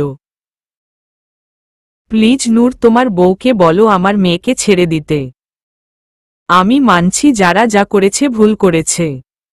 আমি হাজার চেষ্টা করে ও মেয়েটাকে বাধা দিতে পারেনি। মেয়েটা তোমাকে খুব ভালোবাসে তো, তাই এত বড় ভুলটা করে ফেলেছে। আমি ভাবতে পারিনি যারা এতটা নিচে নেমে যাবে। মিথ্যা ছিনতাইয়ের অভিনয় করে তোমাকে আমাদের বাড়ি অবধি নিয়ে আসবে। বাড়িতে এনে তোমাকে এভাবে চেয়ারের সাথে বেঁধে দিবে। আমি একটু শপিং মলে গিয়েছিলাম, এসেই দেখি এই কাণ্ড। সবটা তো তোমার চোখের সামনেই হলো। তুমি তো নিশ্চয়ই দেখেছ আমি যারাকে কতটা বকেছি। ছোটবেলা থেকে ওকে শাসন দেইনি বলে আজ ওর এই অবস্থা। আমি কথা দিচ্ছি নেক্সট টাইম যারা আর তোমার পিছনে লাগবে না। আমি ওকে যথেষ্ট শাসন করব। এবারের জন্য আমার মেয়েটাকে ছেড়ে দিতে বলো প্লিজ। নূর কড়া কণ্ঠে বলল, আপনার মেয়ে আমাকে ক্লোরোফর্ম শুকিয়ে অজ্ঞান করিয়েছে। এরপর আমাকে চেয়ারের সাথে বেঁধেছে। দেন মুখটা ও বেঁধে দিয়েছে। এবার বুঝুন আপনার মেয়ে কতটা ডেয়ারিং। আপনার মেয়ের তো এর চেয়ে আরও বেশি শাস্তি হওয়া উচিত। আমি এই বিষয়ে কিছু বলতে পারবো না। চাঁদ পাখি যা বলবে তাই হবে। ওইদিকে চাঁদনি এখনো যারাকে মেরাই যাচ্ছে। মাহিন আর মিহা হাসতে হাসতে ভেঙ্গে চুরে যাচ্ছে। মারতে মারতে এক পর্যায়ে যারা সেন্সলেস হয়ে মাটিতে লুটিয়ে পড়েছে। চাঁদনি ও বেশ ক্লান্ত হয়ে নূরের বুকে লুটিয়ে পড়ছে। ইরা খান দৌড়ে গিয়ে যারাকে ধরে কাঁদতে লাগল। নূর চাঁদনিকে বুকের সাথে টাইট করে জড়িয়ে ধরে ইরা খানকে উদ্দেশ্য করে বলল, আপনার মেয়ের জ্ঞান ফিরলে বলে দেবেন নেক্সট টাইম যেন আমার পেছনে লাগতে না আসে। না হয় কিন্তু ফল আরো খারাপ হবে। আশা করি মেয়েকে এবার যথেষ্ট শাসন করবেন।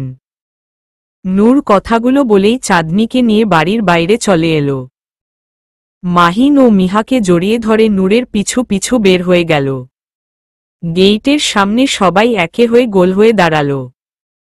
নূর এক গাল হেসে মাহিনকে উদ্দেশ্য করে বলল, আজ আমাদের বাড়িতে আপনার আর মিহার আপুর দাওয়াত। আজ সারা দিন রাত আমাদের বাড়িতে থেকে কাল সকালে বাড়ি ফিরবেন। আশা করি আপনি আমার আবদারটা রাখবেন। মাহিন কিছু বলার আগেই মিহা বলে উঠল, ওকে ওকে, আমি রাজি। সাথে চাঁদও থাকবে তো? চাঁদনি একটা ভাব দেখিয়ে বলল, আরে রে, আমি তো থাকবি।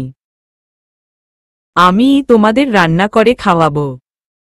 আমার শ্বশুর বাড়ি বলে কথা। নূর মুখটাকে বাঁকা করে চাঁদনিকে ব্যঙ্গ করে বলল, সারছে, আজ আর সুস্থমতো কিছু খাওয়া যাব না। ডিরেক্ট ওয়াশরুমে দৌড়াদৌড়ি করতে হবে। চাঁদনি তেড়ে এসে নূরের মুখোমুখি দাঁড়িয়ে বলল, কি বললে তুমি? নূর ভয়ে চুপসে একেবারে চিংগাম হয়ে গেছে।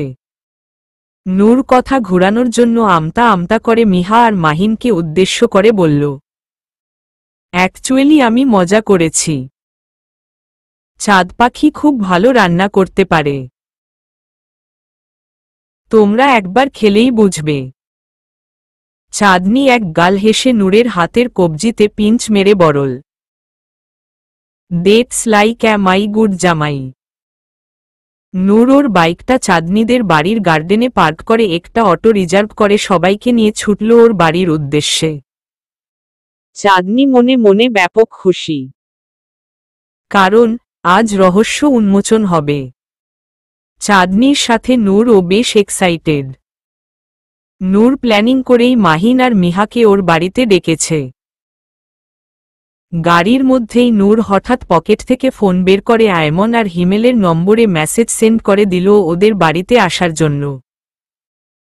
নূর আবার সোহানির নম্বরে মেসেজ করে বলে দিল সামিয়া আহমেদকে নিয়ে ওদের বাড়িতে চলে আসতে। আর চাঁদনি মেসেজ করেছে জাইমার নম্বরে মিসেস সায়মাকে নিয়ে নূরদের বাড়িতে চলে যেতে।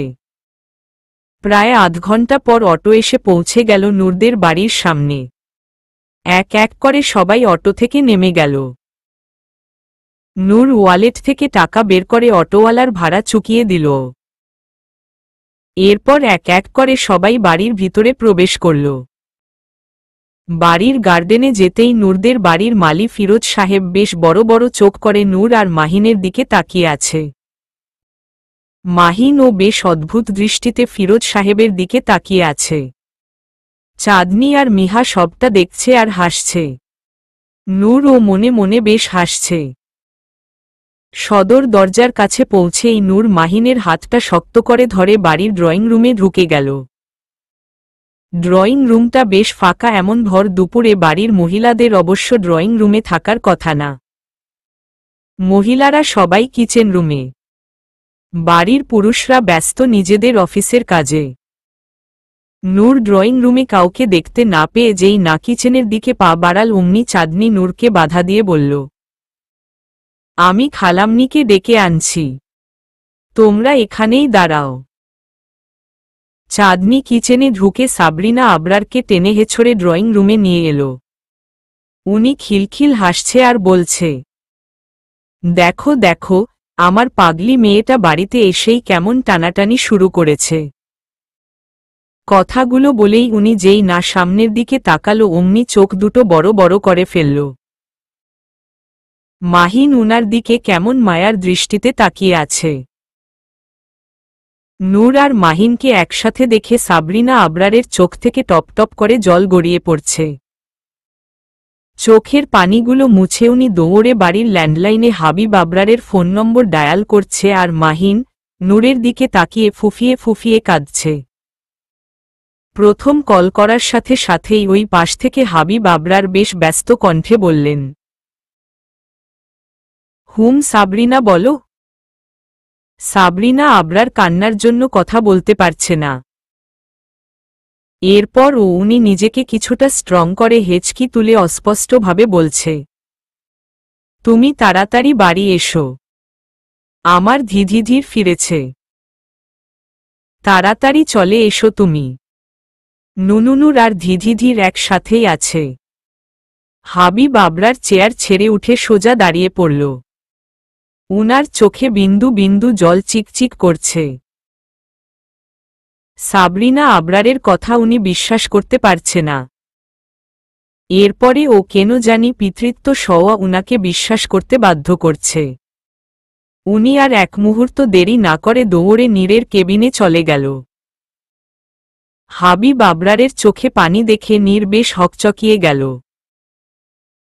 নীর টেবিল ছেড়ে দাঁড়িয়ে যেই না হাবিব আবরারকে কিছু বলতে যাবে এর আগেই হাবিব আবরার নীরের হাত ধরে টানতে টানতে নীরকে অফিস থেকে বের করে সোজা অফিসের গার্ডেনে পার্ক করে রাখা গাড়িটায় উঠিয়ে দিল। এরপর উনি ও গাড়িতে বসে বাড়ির উদ্দেশ্যে গাড়ি স্টার্ট করে দিল। নীর বেকুব হয়ে হাবিব আবরারের দিকে তাকিয়ে আছে, তবে কিছু বলার সাহস পাচ্ছে না। সাবরিনা আবরার ফোনটা কেটে মাহিন আর নূরের মুখোমুখি দাঁড়াল। উনি বেশ কনফিউশনে আছে, মাহিন আর নূরকে উনি ঠিক গেস করতে পারছে না। হুট করে চাঁদনি পেছনে থেকে সাবরিনা আবরারকে জড়িয়ে ধরে বলল, খালামনি তোমার টুইন বেবি হয়েছিল তাই না? সাবরিনা আবরার কাপা কাপা চোখে মাহিন আর নূরের দিকে তাকিয়ে মাথা নাড়াল। মাহিন আর নূর দুজন দুজনের দিকে চোখ বড় বড় করে তাকিয়ে আছে। এতদিনে দুজন দুজনের অস্তিত্ব খুঁজে পেয়েছে। চাঁদনি আর মিহা বেশ বড় সর ঝটকা খেল। সাবরিনা আবরার কাঁদতে কাঁদতে দৌড়ে গিয়ে মাহিন আর নূরকে টাইট করে উনার বুকে চেপে ধরল। সাবরিনা আবরারকে বুকে পেয়ে মাহিনের চোখ দিয়ে টপটপ করে পানি পড়ছে। সাবরিনা আবরারের গায়ে সে একটা অন্যরকম স্মেল পাচ্ছে। সেলিনা চৌধুরীকে কটিবার জড়িয়ে ধরে ও এই স্মেলটা পায়নি সে। নূরের চোখে জল নেই, তবে বেশ কৌতূহল আছে। এর মাঝেই সামিয়া আহমেদ, সোহানি, সায়মা আহমেদ আর জায়মা এসে হাজির। পিছন থেকে ওরা নূর আর মাহিনকে দেখে ভেবেছে নূর আর নীর হয়তো সাবরিনা আবরারকে জড়িয়ে ধরে রেখেছে। সামিয়া আহমেদ সামনে এগুচ্ছে আর হাসতে হাসতে বলছে, বাহ বাহ মা, ছেলেদের ভালোবাসা দেখি উপচে পড়ছে। এই খুশিতেই কি আজ আমাদের এই বাড়িতে দাওয়াত পড়ল? কথাগুলো বলে সামিয়া আহমেদ যেই না মাহিন আর নূরের মুখোমুখি দাঁড়ালো অমনি উনি চোখ দুটো বড় বড় করে আমতা আমতা করে বলল, ধীর। ধীর কথাটা শোনার সাথে সাথে জায়মার আম্মু দৌড়ে এসে সামিয়া আহমেদের মুখোমুখি দাঁড়াল। নূর আর মাহিনকে একসাথে দাঁড়িয়ে থাকতে দেখে জায়মার আম্মু মুখে হাত দিয়ে চোখ বড় বড় করে ওদের দিকে তাকিয়ে আছে। সাবরিনা আবরার মাহিন আর নূরকে ছেড়ে উনার দুবোনকে জড়িয়ে ধরে ফুফিয়ে ফুফিয়ে কাঁদছে আর বলছে, আমার ধীর ফিরে এসেছে। আমি বলেছিলাম না আমার ধীর একদিন না একদিন ফিরে আসবে। দেখেছিস তো আমার কথা কেমন সত্যি হয়েছে। আমি আমার ধীরকে আর কোথাও যেতে দেব না, আমার আঁচলে বেঁধে রাখব। হুট করে নূর এসে চোখে এক গাধা জল নিয়ে সাবরিনা আবরারকে ওর দিকে ঘুরিয়ে মাহিনের দিকে আঙ্গুল তুলে বলল, আম্মু ওই ছেলেটার নাম ধীর না, ওই ছেলেটার নাম মাহিন। কি কখন থেকে ধীর ধীর করে যাচ্ছ? ছেলেটা হুবহু আমার মতো দেখতে। এর কারণ কি আম্মু? তুমি যদি এই ব্যাপারে কিছু জানো দয়া করে বলো। সাবরিনা আবরার নূরের চোখের দিকে কিছুক্ষণ তাকিয়ে থেকে মাহিনকে টেনে এনে নূরের মুখোমুখি দাঁড় করিয়ে জোরে চেঁচিয়ে কাঁদতে কাঁদতে বলল,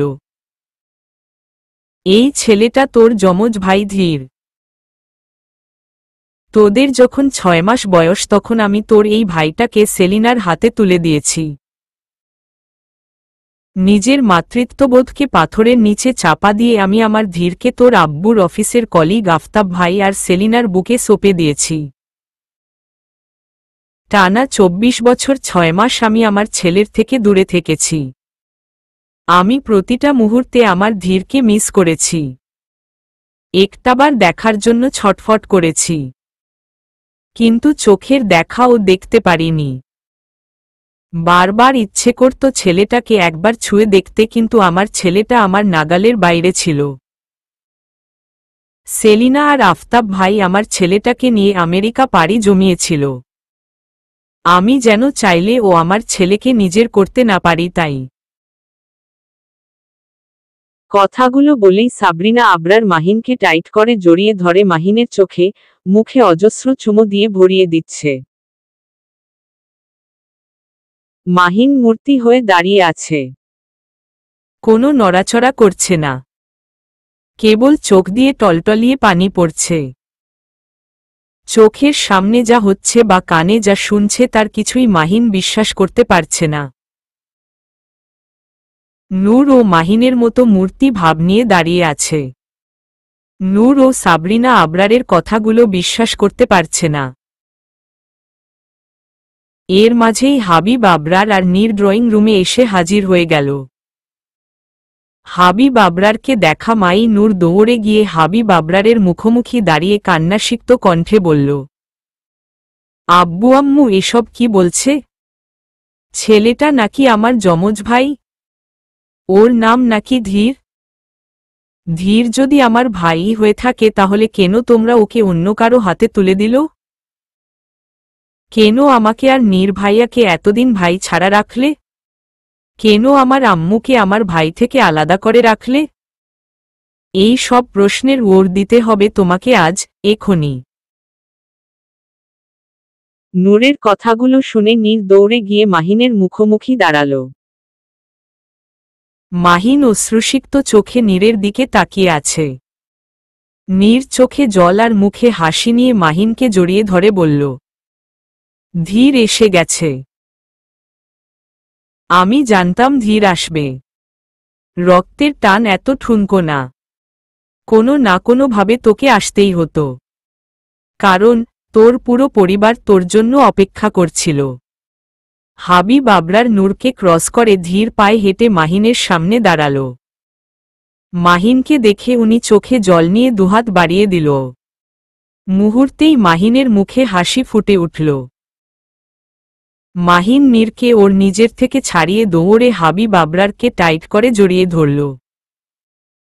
হাবিব আবরার ছেলেকে জড়িয়ে ধরে চোখের জল ছেড়ে বলছে, আমাকে ক্ষমা করে দিস বাবা।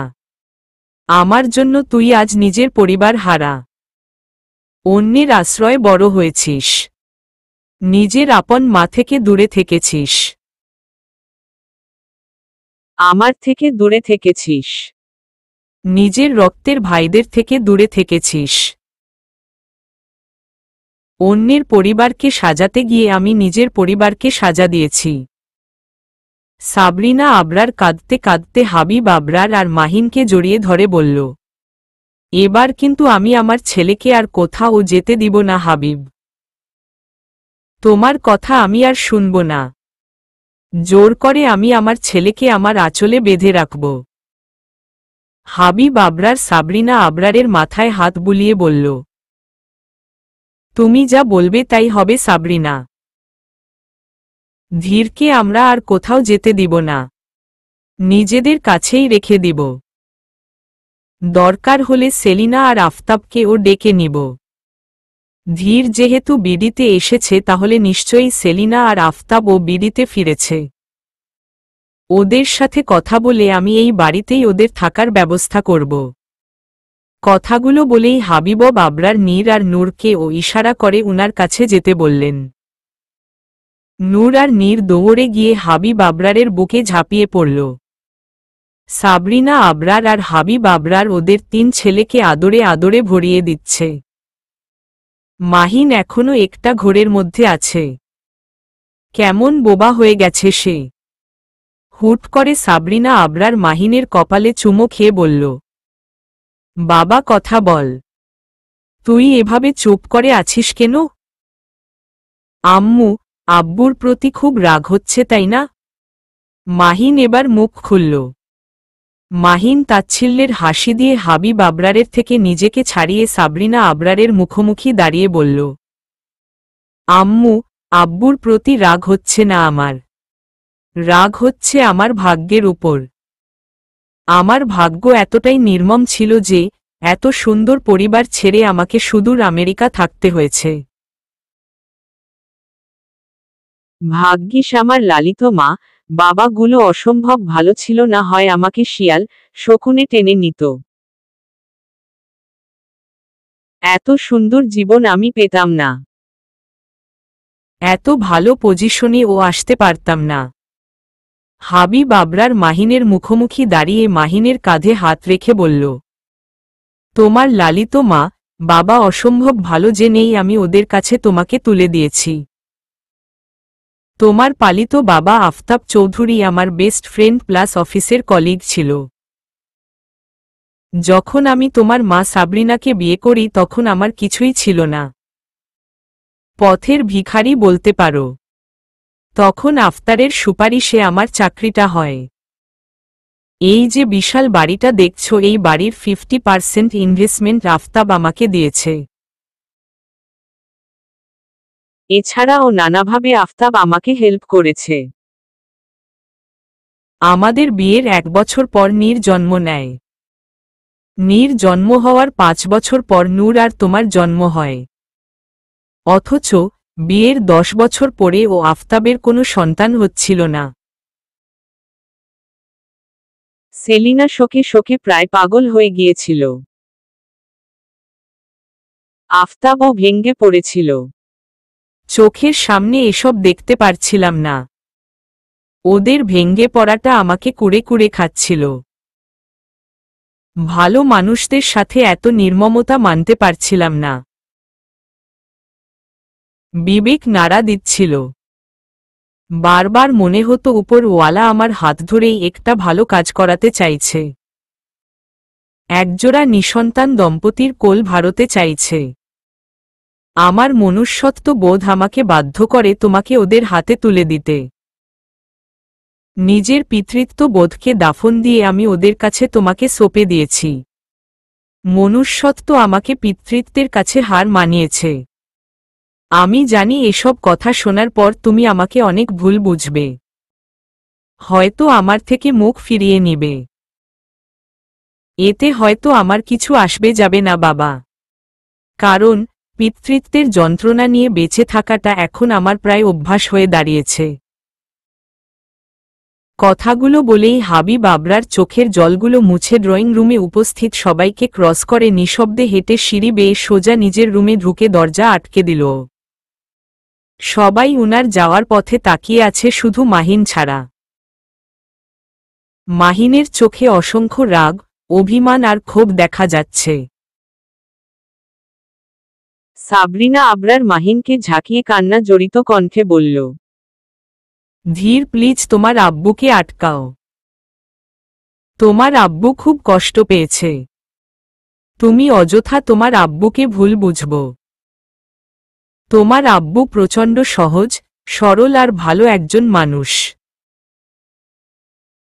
এজন্যই সে পেরেছে বুকের ভেতর হাজার হাজার কষ্ট লুকিয়ে রেখে তোমাকে সেলিনার হাতে তুলে দিতে।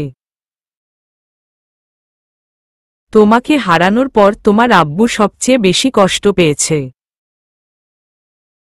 প্রতিরাতে নূরকে আঁকড়ে ধরে কান্না করত।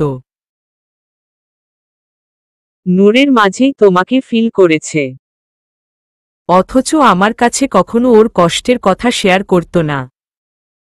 আমি কষ্ট পাব বলে।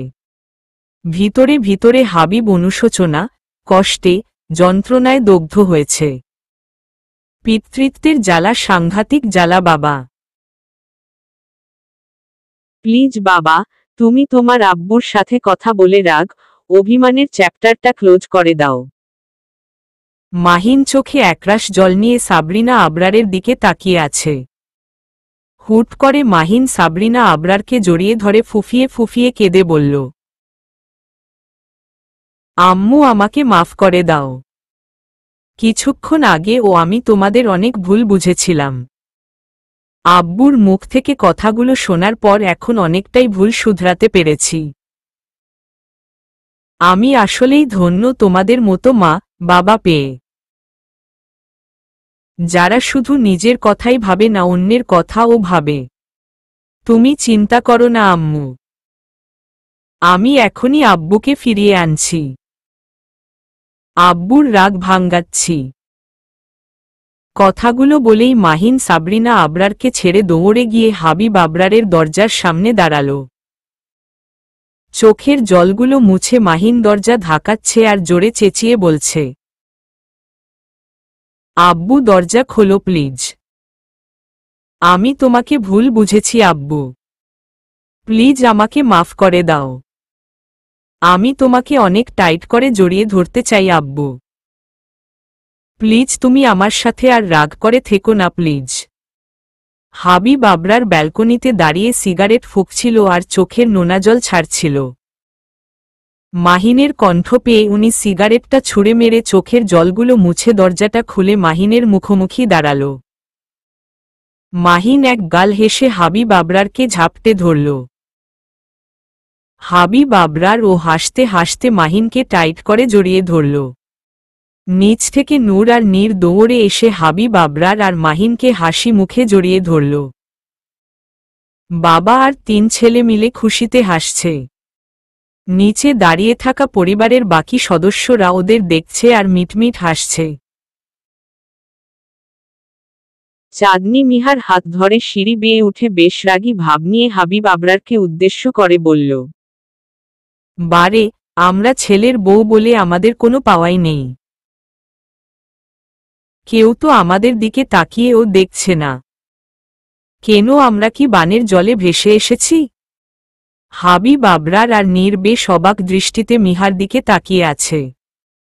মিহা মাথাটা নিচু করে রেখেছে। চাঁদনি একগাল হেসে মিহার কাঁধে হাত রেখে হাবিব আবরারকে উদ্দেশ্য করে বলল, ইনি হল তোমাদের ধীরের ওয়াইফ। আজই রেজিস্ট্রি ম্যারেজ করে বিয়ে হলো ওদের। মাহিন ও মাথাটা নিচু করে রেখেছে।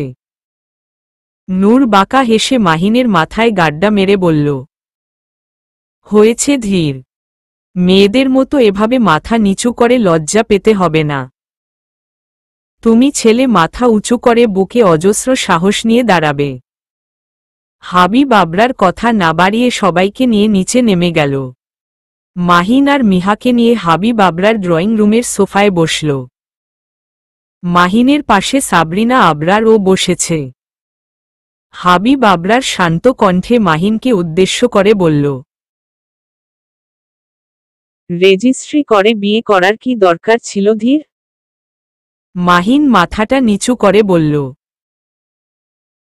মমো, ড্যাড মিহাকে মানছিল না তাই। না মানার কি আছে? মেয়েটাকে দেখেই তো ভদ্র আর সভ্য মনে হচ্ছে। আমার জানা মতে তো সেলিনা আর আফতাব এমন মন মানসিকতার না। আচ্ছা ব্যাপার না, তোমাদের বাড়ির অ্যাড্রেসটা দাও, আমি এখনই ওদের সাথে দেখা করতে যাব। ওরা বিডিতে আসেনি আব্বু। ওরা এখনো আমেরিকা। অ্যাকচুয়ালি আমি আমেরিকা থেকে পালিয়ে এসেছি। হোয়াট? পালিয়েছ মানে? মিহা আমেরিকা গিয়েছিল স্টাডির উদ্দেশ্যে। তখন ভার্সিটিতে মিহাকে দেখে আমার পছন্দ হয়। আমাদের মধ্যে ভালোবাসার সম্পর্ক তৈরি হয়। আমি যখন মমো, ড্যাডকে মিহার কথা জানাই, মিহাকে বিয়ে করতে চাই, তখন ওরা রাজি হয়েছিল। ওরা চাইছিল বিয়ের পর মিহা আমেরিকা থেকে যাক। কিন্তু মিহার পরিবার মানছিল না। ওরা চাইছিল মিহা বাংলাদেশেই থাকবে উনাদের কাছে। আর আমার মমো, ড্যাডের ভয় ছিল আমার বাংলাদেশ আসা নিয়ে। আজ যা বুঝলাম ওরা ভেবেছে আমি বাংলাদেশ এলে তোমরা আমাকে ছিনিয়ে নিবে। তাই ওদের ঘোর নারাজ ছিল আমার বাংলাদেশে আসা নিয়ে। এক পর্যায়ে আমি বাধ্য হয়েছি পালাতে। আমি জানি মমো, ড্যাড ও আমার পিছু পিছু বিডিতে যে কোনো মুহূর্তে চলে আসবে। এসেই মিহাকে আমার থেকে আলাদা করে দিবে। তাই আমি বাধ্য হই মিহাকে কোর্ট ম্যারেজ করতে। হাবিব আবরার হু হা করে হেসে বলল, ওহ আচ্ছা এই ব্যাপার। তুমি কোনো টেনশন করো না ধীর। সেলিনা আর আফতাবের সাথে আমি এই ব্যাপারে কথা বলে নিব। ওদের ফোন নাম্বারটা আমাকে দাও। মাহিন মুখটা ভার করে বলল। বিডিতে আসার পর বাস থেকে কেউ আমার 2টা ফোনই চুরি করে নিয়েছে। তাই আমি কারো সাথে কন্ট্রাক্ট করতে পারছি না। এর মাঝেই হুট করে চাঁদনির ফোন বেজে উঠল। চাঁদনি ফোনটা চোখের সামনে ধরতেই সাদমান নামটা জ্বলজ্বল করে উঠল। চাঁদনি আর দেরি না করে কলটা পিক করার সাথে সাথেই সাদমান ওয়েজিত কণ্ঠে বলে উঠল, সানমুন, আমরা বিডিতে ব্যাক করছি। আমাদের সাথে মাহিন ছেলেটার মা, বাবা আর ভাইও আছে। রাতের ফ্লাইটেই আমরা বিডিতে ফিরব। চাঁদনি মুখটা ইয়া বড় হা করে চোখ দুটো বড় বড় করে রেখেছে। হুট করে চাঁদনি হা হওয়া মুখটা বন্ধ করে লাফাতে লাফাতে বলল, ওকে ওকে, তাড়াতাড়ি চলে আসুন। অনেক ধামাকা ওয়েট করছে এখানে। কথাটা বলেই চাঁদনি কলটা কেটে বাড়ির সবার মুখোমুখি দাঁড়িয়ে হিহি করে হেসে বলল, আজ রাতের ফ্লাইটেই ধীর ভাইয়ার প্যারেন্টসরা বিডিতে ইন করছে। আজ সব ডাবল ডাবল খুশি। সেই ডাবল ডাবল খুশিতে আমি আর মিহা আপু আজ সবাইকে রান্না করে খাওয়াব। নূর চাঁদনির পাশে দাঁড়িয়ে জোরে চেঁচিয়ে বলল, আমি আমার বউকে হেল্প করব। বাচ্চা মেয়ে সাবধানে কাজ করতে পারবে না। চাইলে ধীর ও আমার সাথে জয়েন করতে পারবে। যেহেতু মিহা ভাবি ও আছে আমাদের দলে। মাহিন আর মিহা বসা থেকে উঠে দুহাত উপরে তুলে বলল, আমরা দুজনই প্রস্তুত। চলো তাহলে কিচেন রুমে। এর মাঝেই আয়মন আর হিমেলের পদচারণ হল। দুজনই সবাইকে একসাথে দেখে বেকুব বনে ঘুরছে। চাঁদনি দৌড়ে গিয়ে আয়মনের গাল টেনে বলল, ভাইও, তোমার তো কপাল পুড়ল বলে। লাবুর বিয়ে ঠিক হয়ে গেছে। 1 সপ্তাহ পরই ওর বিয়ে। তাই ভাবছি তোর ও একটা হিল্লে করিয়ে দিব। ফুফু আম্মু তোর জন্য মেয়ে দেখছে। লাবুর বিয়ের কথাটা শুনে আয়মন কেমন থতমত খেয়ে গেল। অজান্তেই আয়মনের কেমন খারাপ লাগা শুরু হল। আয়মন নিজেকে কিছুটা কন্ট্রোল করে মলিন হেসে চাঁদনির মাথায় গাড্ডা মেরে বলল, লাবিবার বিয়ে ঠিক হয়ে গেলে আমার কি? কপাল পোড়ার কথা আসছে কোত্থেকে? আমি আরও খুশি। নতুন একটা বিয়ের দাওয়াত খাব। আর রইল আমার বিয়ের কথা। সেটা না হয় আরও 2 বছর পর দেখা যাবে। কথাগুলো বলেই আয়মন নূরের পাশে এসে দাঁড়াল। মাহিনকে ডেকে এনে নূর বিস্তারিত খুলে বলল আয়মন আর হিমেলকে। আয়মন আর হিমেল বেশ খুশি হয়ে মাহিন আর নূরকে ঝাপটে ধরল। চাঁদনি মুখটা বাঁকা করে আয়মনের দিকে তাকিয়ে বলল, ঢং দেখে বাঁচি না বাপু। ছেলে মানুষের এও দেমাগ কোত্থেকে আসে শুনি? মনে মনে ঠিকই জ্বলছে, উপর থেকে পুরা পুরা গন্ধটাকে পারফিউম দিয়ে ঢেকে রেখেছে। ভেবেছে আমি বুঝব না কিছু। মেয়েটা ছোট হতে পারি, তবে ভালোবাসার অনুভূতিগুলো খুব ভালো করেই বুঝি। এমন প্যাচ লাগাবো না। তুই নিজে থেকেই লাবুকে বিয়ে করতে লাফাবি। সামিয়া আহমেদ অনেকক্ষণ ধরে চাঁদনিকে পরখ করছে। উনি বেশ বুঝতে পেরেছে চাঁদনি মনে মনে কিছু একটা তালগোল পাকাচ্ছে।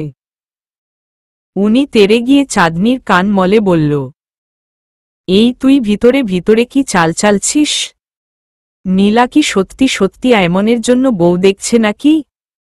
কই, আমাদের তো এই ব্যাপারে কিছুই বলবো না। চাঁদনি নাক মুখ কুচকে বলল, উফ আম্মু, কানটা তো আগে ছাড়ো, এরপর বলছি। সামিয়া আহমেদ চাঁদনির কান ছেড়ে বলল, এবার বল। সামিয়া আহমেদের সাথে সাবরিনা আবরার আর মিসেস সাইমা ও চাঁদনির দিকে তেড়ে আসল। চাঁদনির পাশে দাঁড়িয়ে আছে জাইমা আর মিহা। চাঁদনি জাইমার দিকে একবার তাকিয়ে কয়েকটা শুকনো ঢোক গিলে বাঘের দৃষ্টিতে তাকিয়ে থাকা 3 জনকে উদ্দেশ্য করে মিনমিন করে বলল, আমার বেস্টু লাবু আছে না? লাবু আয়মন ভাইয়াকে খুব ভালোবাসে। আই থিংক আয়মন ভাইয়া ও লাবুকে ভালোবাসে, বাট বুঝতে পারছে না। তাই আমি প্ল্যান করে ফুফু আম্মুকে লাবুর ব্যাপারে সবটা বলে দিয়েছি। তবে একটু অন্যরকম ভাবে বলেছি যে আয়মন ভাইয়ার সাথে লাবুর 2 বছর সম্পর্ক ছিল। হুট করেই আয়মন ভাইয়া লাবুর সাথে ব্রেকআপ করে নেয়। তাই কষ্ট যন্ত্রণায় লাবু পাগল হয়ে যাচ্ছে। আমার এসব ইমোশনাল কথা শুনে ফুফু আম্মু গলে যায়। আর প্ল্যান মাফিক আয়মন ভাইয়াকে বিয়ের জন্য চাপ দেওয়া হয়। ছলনা করে আয়মন ভাইয়াকে পটিয়ে লাবুর বাড়িতে বিয়ের প্রস্তাব নিয়ে যেতে বলেছি। ফুফু আম্মু ও রাজি হয়ে গেছে। তবে মাঝখান থেকে একটা ক্যাচাল হয়ে গেছে। লাবুর বিয়ে অন্য জায়গায় ঠিক হয়ে গেছে। ছেলেটা আর কেউ না, আমাদের ভার্সিটির টিচার। খুব কড়া একটা প্ল্যান করে আয়মন ভাইয়াকে লাবুর গলায় ঝুলাতে হবে। চাঁদনির কথাগুলো শুনে উপস্থিত সবাই মুখটা ভার করে ফেলল। চাঁদনি মৃদু হেসে সবাইকে উদ্দেশ্য করে বলল, আরে তোমরা মন খারাপ করছো কেন? মেহু না, মে সব কুছ বাহাত জলদি ঠিক কর দুঙ্গি। উপস্থিত সবাই মুখে হাসি ফুটিয়ে চাঁদনির গাল টেনে গোল হয়ে সোফায় বসে পড়ল। নূর, মাহিন, আয়মন, হিমেল, নীর দাঁড়িয়ে দাঁড়িয়ে খুব হাসছে আর নিজেদের মধ্যে কথা বলছে।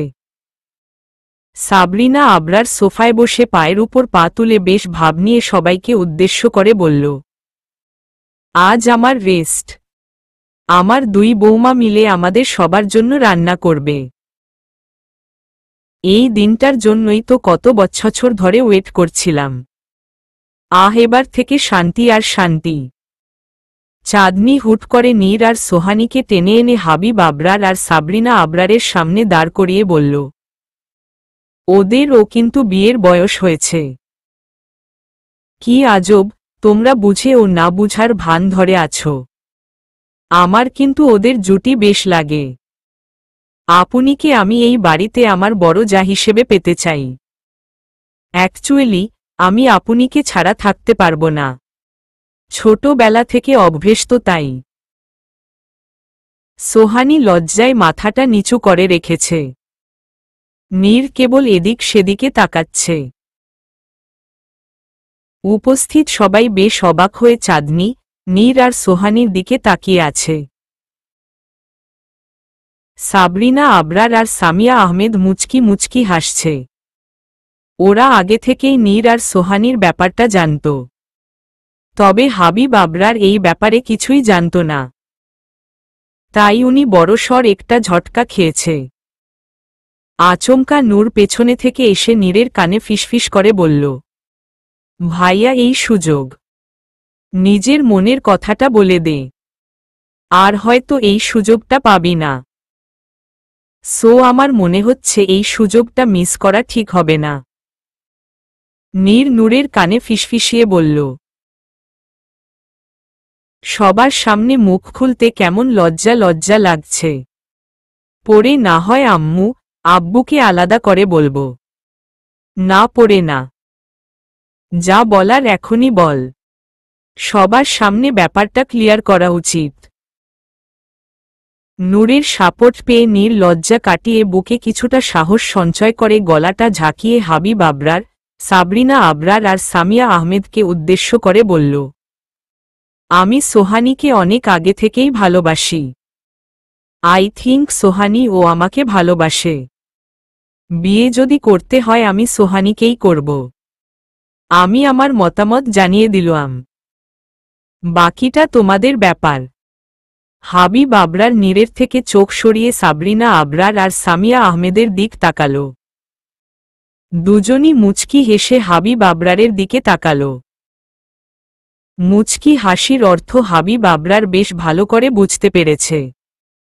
উনি বসা থেকে উঠে সোজা নীর আর সোহানীর মুখোমুখি দাঁড়িয়ে মৌন হাসি দিয়ে বলল, তোদের সুখেই আমাদের সুখ। তোরা যা চাইবি তাই হবে। আমি রাজি এই প্রস্তাবে। জামানের সাথে কথা বলে খুব শীঘ্রই তোদের বিয়ের ডেটটা ফিক্সড করে নিব। সোহানী এবার চোখ তুলে হাবিব আবরারের দিকে তাকালো। নীর খুশিতে হাবিব আবরারকে জড়িয়ে ধরল। নূর আর চাঁদনি পেছনে থেকে হাই ফাইভ করল। পরিবারের সবাই বেশ খুশি। হাবিব আবরার নীরকে ছেড়ে সোহানীকে বুকে জড়িয়ে ধরল। খুশিতে সোহানীর চোখে পানি চলে এলো। হাবিব আবরার সোহানীকে জড়িয়ে ধরে বলল, আজ বেশ খুশি আমি। তিনটে ছেলের বউ পেয়ে গেলাম। তোরা শুধু আমার ছেলের বউ না, আমার তিনটে মেয়ে। কথাগুলো বলেই হাবিব আবরার চাঁদনি আর মিহাকে উনার কাছে ডাকল। চাঁদনি আর মিহা দৌড়ে এসে হাবিব আবরারকে ঝাপটে ধরল। পেছনে থেকে জায়মা মুখ ফুলিয়ে কান্নাজড়িত কণ্ঠে বলল, সবাই শুধু চাঁদ, মিহা ভাবি আর সোহা আপুকে নিয়ে মেতে আছে। আমার কথা কারো মনেই নেই। চলে যাচ্ছি আমি, আর আসব না এই বাড়িতে। জায়মা কিছুটা ঢং করে যেই না সদর দরজার সামনে পা বাড়াল অমনি হাবিব আবরার আহ্লাদী কণ্ঠে জায়মাকে উদ্দেশ্য করে বলল, জামু মা এখানে এসো। ছেলের বউরা আমাকে এমনভাবে ঝাপটে ধরেছে যে আরেকটা মেয়ের কথা আমি ভুলেই গেছি। চলে এসো বাবার কাছে, এবার তোমাকে জড়িয়ে ধরব। জায়মা দাঁত বের করে হেসে দৌড়ে হাবিব আবরারকে ঝাপটে ধরল। ওরা চারজনই হাবিব আবরারকে আষ্টেপিষ্টে জড়িয়ে রেখেছে। পেছনে থেকে নূর, মাহিন আর আয়মন পেটে হাত দিয়ে মুখটা কাচুমাচু করে বলল, উফফ খিদে পেয়েছে তো। দুপুর গড়িয়ে বিকেল হতে চলল অথচ ভাতের একটা দানা ও পেটে পড়েনি। প্লিজ তোমরা এবার কিচেনে চলো। চাঁদনি আর মিহা জিভ কেটে হাবিব আবরারকে ছেড়ে দৌড়ে কিচেনে চলে গেল। সাবরিনা আবরার সোহানীকে ও ইশারা করে বলল কিচেনে যেতে। সোহানী মাথাটা নিচু করে সোজা কিচেন রুমে চলে গেল। সোহানীর পিছু পিছু নূর, মাহিন আর নীরও ছুটল। চাঁদনি, মিহা আর সোহানী কোমরে উড়না গুজে কাটাকাটিতে লেগে গেল। সোহানী কাটছে বড় পাবদা মাছ আর চিংড়ি মাছ। মিহা কাটছে মুরগি। চাঁদনিকে কাটতে দেওয়া হয়েছে পেঁয়াজ, আলু, কাঁচা মরিচ আরও অনেক ধরনের সবজি। মিহা আর সোহানী বেশ ভালোভাবেই কাটাকুটি করে যাচ্ছে। চাঁদনি জিহ্বা বের করে বেশ মনোযোগ দিয়ে পেঁয়াজ কাটছে। মিহা আর সোহানীর পাশ কাটিয়ে নূর চাঁদনির পাশে এসে দাঁড়াল। নূর বেশ ভালো করেই জানে চাঁদনি কাজের কাজ কিছুই করতে পারবে না, উল্টো আকাম করে বসবে। পেঁয়াজের ঝাঁঝে চাঁদনির চোখ থেকে জল গড়িয়ে পড়ছে। হুট করে নূর চাঁদনির হাত থেকে ছুরিটা নিয়ে নিজেই পেঁয়াজ কাটছে আর চাঁদনিকে উদ্দেশ্য করে বলছে, চাঁদ পাখি তুমি এখানে চুপ করে দাঁড়িয়ে থাকো। কোনো কাজ করতে হবে না তোমাকে। যা করার আমি করব। তাড়াতাড়ি ওয়াশরুম থেকে চোখটা ধুয়ে এসো, না হয় আরও জ্বালা করবে। চাঁদনি চোখের জলগুলো মুছে নূরের দিকে তাকিয়ে বলল, তোমারও তো চোখ জ্বালা করবে নূর ভাইয়া, প্লিজ ছেড়ে দাও। আমি করছি। নূরের চোখেও বেশ ঝাঁজ লাগছে। এরপরেও সে বেশ রাগী কণ্ঠে চাঁদনিকে উদ্দেশ্য করে বলল, তোমাকে যেতে বলেছি যাও, আমি পেঁয়াজটা কেটে নিচ্ছি। তুমি বাকি সবজিগুলো কেটে নিও। চাঁদনি একটা ভেঙচি কেটে ওয়াশরুমে চলে গেল। নূর পেঁয়াজ কাটছে আর চোখের জল ফেলছে। মাহিন মিহার পাশে বসে মুরগি কাটা দেখছে। নীর সোহানীর পাশে বসে মাছের কাটা আলাদা করার টেকনিক শিখিয়ে দিচ্ছে। হুদাই বকবক করছে সে। সোহানীর প্রচণ্ড বিরক্ত লাগছে। এরপরে ও সে সহ্য করে নিচ্ছে। সোহানী মনে মনে প্ল্যান করে রেখেছে রান্না বান্না শেষ করে একটু আলাদা সময় পেলেই নীরের কলার চেপে ধরবে। প্রায় 5 মিনিট পর চাঁদনি চোখে পানি দিয়ে নূরের পাশে দাঁড়াল। নূর এতক্ষণে পেঁয়াজ কেটে আলু কাটা শুরু করেছে। চাঁদনি রাগী দৃষ্টিতে নূরের দিকে তাকিয়ে আছে। নূর চাঁদনির দিকে না তাকালেও বেশ বুঝতে পেরেছে চাঁদনি প্রচণ্ড রেগে আছে। নূর আলুর খোসা ছাড়াচ্ছে আর চাঁদনিকে উদ্দেশ্য করে বলছে, এত রাগ করার কিছু হয়নি চাঁদ পাখি। আমি জাস্ট আলুগুলো কেটে দিচ্ছি, তুমি অন্য সবজিগুলো কেটে নিও। একটা একটা করে তো সব সবজি তুমিই কেটে ফেলছ, তাহলে আমি আর কি কাটব? মানলাম পেঁয়াজ কাটলে আমার কষ্ট হতো, চোখে জ্বালা করত, কিন্তু আলু কাটলে তো কোনো দিকেই জ্বালা করত না, কষ্টও হতো না। তবে কেন তুমি আমাকে আলু কাটতে দিচ্ছ না? আলু কাটলে তোমার হাত কালো হয়ে যেত চাঁদ পাখি। আমি এখনই চাইছি না আমার চাঁদ পাখি এসব রান্নার কাজে জড়িয়ে যাক। যখন আমাদের একটা বেবি হবে, বড় সংসার হবে, তখন তো আমার পুচকি বউটা অনেক বড় হয়ে যাবে। তখনই আমি আমার বউকে রান্নাঘরের কাজ করতে দেব, এর আগে না। চাঁদনি কিছুটা অবাক হয়ে নূরের দিকে তাকিয়ে আছে। নূর ব্যস্ত ওর কাজে, তবে চাঁদনি মনে মনে বিরাট খুশি। বিয়ের পরে ও কয়েকটা বছর তাকে কাজ করতে হবে না, শুধু ধ্যান ধ্যান করে ঘুরবে আর খাবে। নূর পর পর সবগুলো সবজি কেটে ফেলল। চাঁদনি নূরের পাশে দাঁড়িয়ে গাজর চিবুচ্ছিল। মাঝে মাঝে নূরকে ও 2-1 কামড় খাইয়ে দিচ্ছে। প্রায় 15 মিনিট পর সবার কাটাকাটি শেষ হয়ে গেল। এবার ধোয়ার পালা। মিহা আর সোহানি মিলে মাছ, মুরগি ধুয়ে অলরেডি ভাজতে শুরু করেছে। চাঁদনি ওদের পাশে দাঁড়িয়ে দাঁড়িয়ে দেখছে। নূর, মাহিন আর নীর রান্নাঘর থেকে বের হয়ে আয়মন আর হিমেলের সাথে কথা বলছে। সোহানি রান্না করবে চিংড়ি মাছের মালাইকারি আর পাবদা মাছ পেঁয়াজ কেটে শুকনো ভাজি। মিহা রান্না করবে রোস্ট আর মাটন। চাঁদনির ভাগে পড়েছে পোলাও আর ভাত রান্না। চাঁদনি ভাত রান্না করতে পারে, বাট পোলাও পারে না। নূর কিছুক্ষণ আগে চাঁদনিকে আশ্বস্ত করে গেছে নূর পোলাও রান্না করবে। চাঁদনির কেবল ভাত রান্না করলেই চলবে। প্রায় 1.5 ঘন্টা পর সোহানি আর মিহার রান্নার পালা শেষ। ওদের কারোর হেল্প লাগেনি, ওরা নিজে নিজেই রান্না করে নিয়েছে। কারণ ওরা শখের বসে সচরাচর বাড়িতে রান্না করে থাকে। এবার এসেছে চাঁদনির টান ভাত আর পোলাও। সোহানি আর মিহা বেশ ক্লান্ত হয়ে রান্নাঘর থেকে বের হয়ে ড্রয়িং রুমে পাখা ছেড়ে বসেছে। নীর আর মাহিন ওদের সঙ্গীদের পাশে বসে ক্লান্তি দূর করার জন্য উঠে পড়ে লেগেছে। ক্ষণে ক্ষণে ওরা পানি, পেপসি সঙ্গীদের মুখে পুরে দিচ্ছে। সোহানি আর মিহা ও গড়গড় করে খেয়ে নিচ্ছে। বাড়ির সবাই সোফায় গোল হয়ে বসে মাহিন আর নীরের কাণ্ড দেখছে আর মিটিমিটি হাসছে। রান্নাঘরে নূর আর চাঁদনি বেশ ব্যস্ত। চাঁদনি এক চুলায় ভাত বসিয়ে দিয়েছে, নূর অন্য চুলায় পোলাও বসিয়েছে। ইউটিউব ফলো করে নূর পোলাও রান্না করছে। চাঁদনি সব ইনগ্রিডিয়েন্টস নূরকে এগিয়ে দিচ্ছে। নূর ইউটিউব দেখে দেখে পরিমাণমত সব ইনগ্রিডিয়েন্টস ঢেলে দিচ্ছে। প্রায় 20 মিনিট পর পোলাও রান্না সমাপ্ত হল। চাঁদনি বেশ উৎসাহ নিয়ে টেস্ট করে দেখল পোলাও এর টেস্টটা দারুণ হয়েছে। চাঁদনি খুশিতে আত্মহারা হয়ে নূরকে জড়িয়ে ধরে নূরের গালে একটা টাইট কিস করে দিল। নূর বেকুব হয়ে চাঁদনির দিকে তাকিয়ে আছে।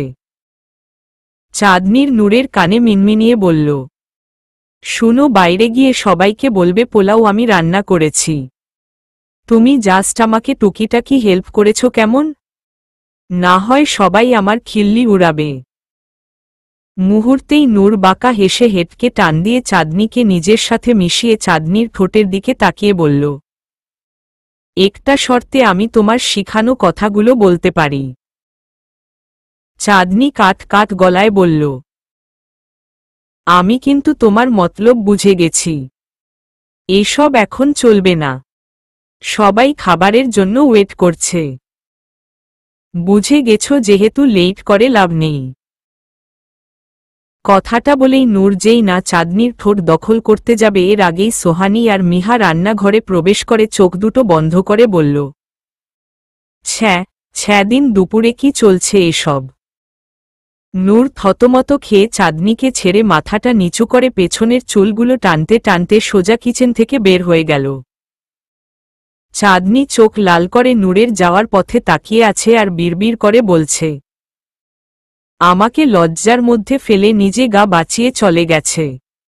এখন নিশ্চয়ই দুজন এসে আমার খিল্লি উড়াবে। ধুর ছাই, ভাল লাগে না। এর মাঝেই সোহানি আর মিহা এসে বুকে দুহাত গুজে গলাটা ঝাঁকিয়ে চাঁদনির দিকে এক ভ্রু উঁচু করে তাকিয়ে আছে।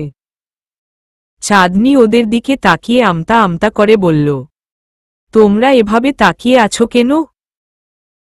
চলো খাবার সার্ভ করি। সবাই বেশ ক্ষুধার্ত। কথাগুলো বলেই চাঁদনি বড় একটা হটপটে পোলাও বাড়তে শুরু করল। চাঁদনির অবস্থা দেখে সোহানি আর মিহা হু হা করে হেসে রান্না করা সব ডিশগুলো বড় বড় পেয়ালায় বেড়ে ডাইনিং টেবিলে সাপ্লাই করতে লাগল। ওদের হেল্প করছে নীর আর মাহিন। নূর লজ্জায় আর কিচেনে আসার সাহস পাচ্ছে না। প্রায় 15 মিনিট পর ডাইনিং টেবিলে সব আইটেম সাজিয়ে দেওয়া হল। সবাই অলরেডি খেতে শুরু করেছে। বিকেল 5টা বাজছে। সবাই বেশ ক্ষুধার্ত। সবাই যার যার মতো মনের আনন্দে খেয়ে যাচ্ছে আর সোহানি, মিহা, চাঁদনির প্রশংসায় লেগে পড়েছে। চাঁদনি তো খুশিতে আত্মহারা। নূরের জন্য সবাই ওর প্রশংসা করছে। নূর খাচ্ছে কম, চাঁদনির দিকে তাকাচ্ছে বেশি। নূর চাঁদনিকে দেখছে আর বিড়বিড় করে বলছে, চাঁদ পাখি ইদানিং তুমি আমার অভ্যাস হয়ে দাঁড়িয়েছ। অবশ্য অভ্যাস বললে ভুল হবে, নেশা বলতে পারো। যে নেশা আমাকে স্মোকিংয়ের নেশা ছাড়িয়ে দিয়েছে। প্রায় আধ ঘন্টা পর সবার খাওয়া দাওয়া শেষ হল। ক্লান্তি দূর করার জন্য সবাই রেস্ট নিতে রুমে চলে গেল। বাড়ির মুরব্বিরা সবাই রুমে ঢুকে বিছানায় গা এলিয়ে দিয়েছে। কেবল ছোটরাই ড্রয়িং রুমে বসে আড্ডা দিচ্ছে। নূর, চাঁদনি বসে আছে সোফার একটা কোনায়। দুজনই কিছু একটা নিয়ে খুব হাসছে। মাহিন, মিহা আরেকটা সোফার কোনো অবসে ফোনে ভিডিও গান দেখছে। নীর আর সোহানি জানালার পাশে দাঁড়িয়ে নিজেদের মধ্যে কথা বলছে। আয়মন আর জায়মা ড্রয়িং রুমের ফ্লোরে বসে লুডো খেলছে। ওদের জোড়ার অভাব, তাই ওরা লুডো খেলে নিজেদের একাকিত্ব দূর করছে। হিমেল একটু আগে বের হয়ে গেছে। মুনতাহা কল করেছে বলে। চাঁদনি হাসতে হাসতে কিছুটা ক্লান্ত হয়ে নূরের বুকে মাথা ঠেকিয়ে চোখ দুটো বন্ধ করে ফেলল। নূর মুচকি হেসে চাঁদনিকে টাইট করে জড়িয়ে ধরে চাঁদনির মাথায় বিলি কাটতে লাগল। এভাবেই বিকেল থেকে সন্ধ্যা গড়িয়ে এল। ঘড়িতে সন্ধ্যা 7টা। বাড়ির মুরব্বিরা ড্রয়িং রুমে এসে সোহানি, মিহা আর চাঁদনির কাছে চা খাওয়ার আবদার করল। ওরা তিনজনই চা বানাতে কিচেনে ঢুকে গেল। সবাই অধীর আগ্রহে বসে আছে সেলিনা চৌধুরী, আফতাব চৌধুরী আর মিনার চৌধুরীর জন্য। চলবে।